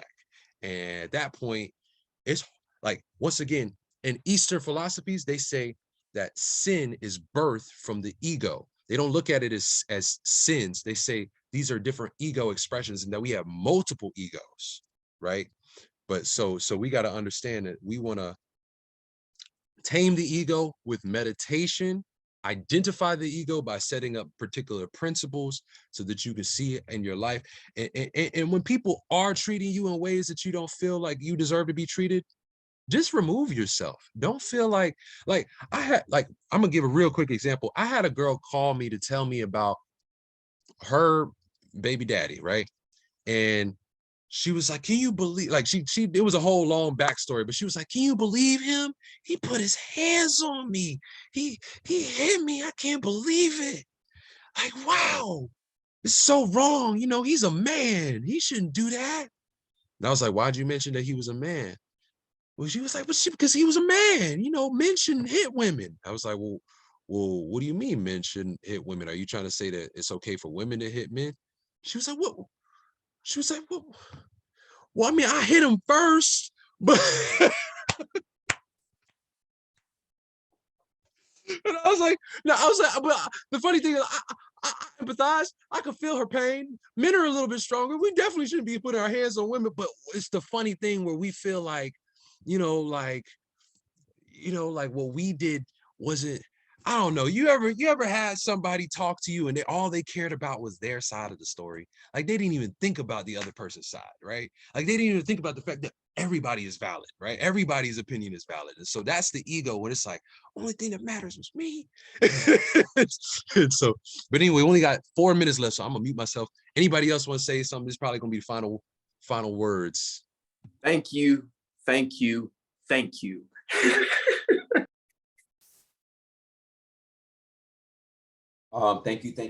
Thank you as well. I'm going to use this moment I'm going to paste a song that my little sister, but she feels like my twin sister, that my little sister and I made. And at first I was going to be like, this is me plugging myself, but then I had to be honest with myself, and it's not. I really do feel like this 3-minute creation is something that is very uplifting, something you listen to during work. If you and a loved one just got into an argument, this can reprogram the mind. It's an affirmation song you can dance to. So I'm going to put it down to the right. And Kepra, I saw your little story post, your big story post, where you was rapping up in Atlanta. Now, I look forward to seeing you do that in the flesh one day. Yeah, I was about to say, bro, I'm a musician, man. I've been plugging myself in all different types of places since the beginning of time, bro. You can do that anytime, bro. So you having shows out in LA? Me? Yeah. I should. If you would come, I'll do a show. Yeah, hey. I'm here. So I should do a show. Yeah, I'm gonna be dropping an album very soon, but to be honest, bro, I know like sometimes like making music can seem like not the move because of the state of where our society is, and there's so many other ashes that we can be investing into. But what do you mean? Let me pause you real quick because we only got 2 minutes. We only got 2 minutes. Use, bro. We gotta use that frequency. Bruh, music is life. So like I always say, I don't say right or wrong. I say life is like a major chord and a minor chord because this is the universe. It's all one song. Everybody go download that joint, the song. Let's go download the song, guys. We got to support the fam. Okay. But no, I just wanted to affirm, man. Like no, but I'm serious. We're part of the army, and not we were all born with the gift to create music. We can clap, you know. But you have a specific skill set that the world needs access to in multiple ways. But in that avenue, you know, this is me being a fan and enticing you to like really dive into that. Oh yeah, the music is definitely coming, and I highly recommend everybody tap into your musical capacity, no matter what you're talking about, because music is a real life frequency, and it's you know, it's made me who I am, music. So anyway, with that being said, there's actually like I'm like in like a studio here, so like I'm gonna get kicked out in 1 minute. So anyway, I love everybody. Thank you guys so much for coming in here. Like Jabari said, appreciate the great vibes. Keep spreading the good words. Yeah, man. Like literally appreciate the great vibes. y'all are an answer to prayers from me. And I just deeply appreciate everybody that chose to take out the time in their lives to come out here and experience this conversation. Y'all stay absolutely blessed by the best. Have the best night of your lives. And until next time, peace and love.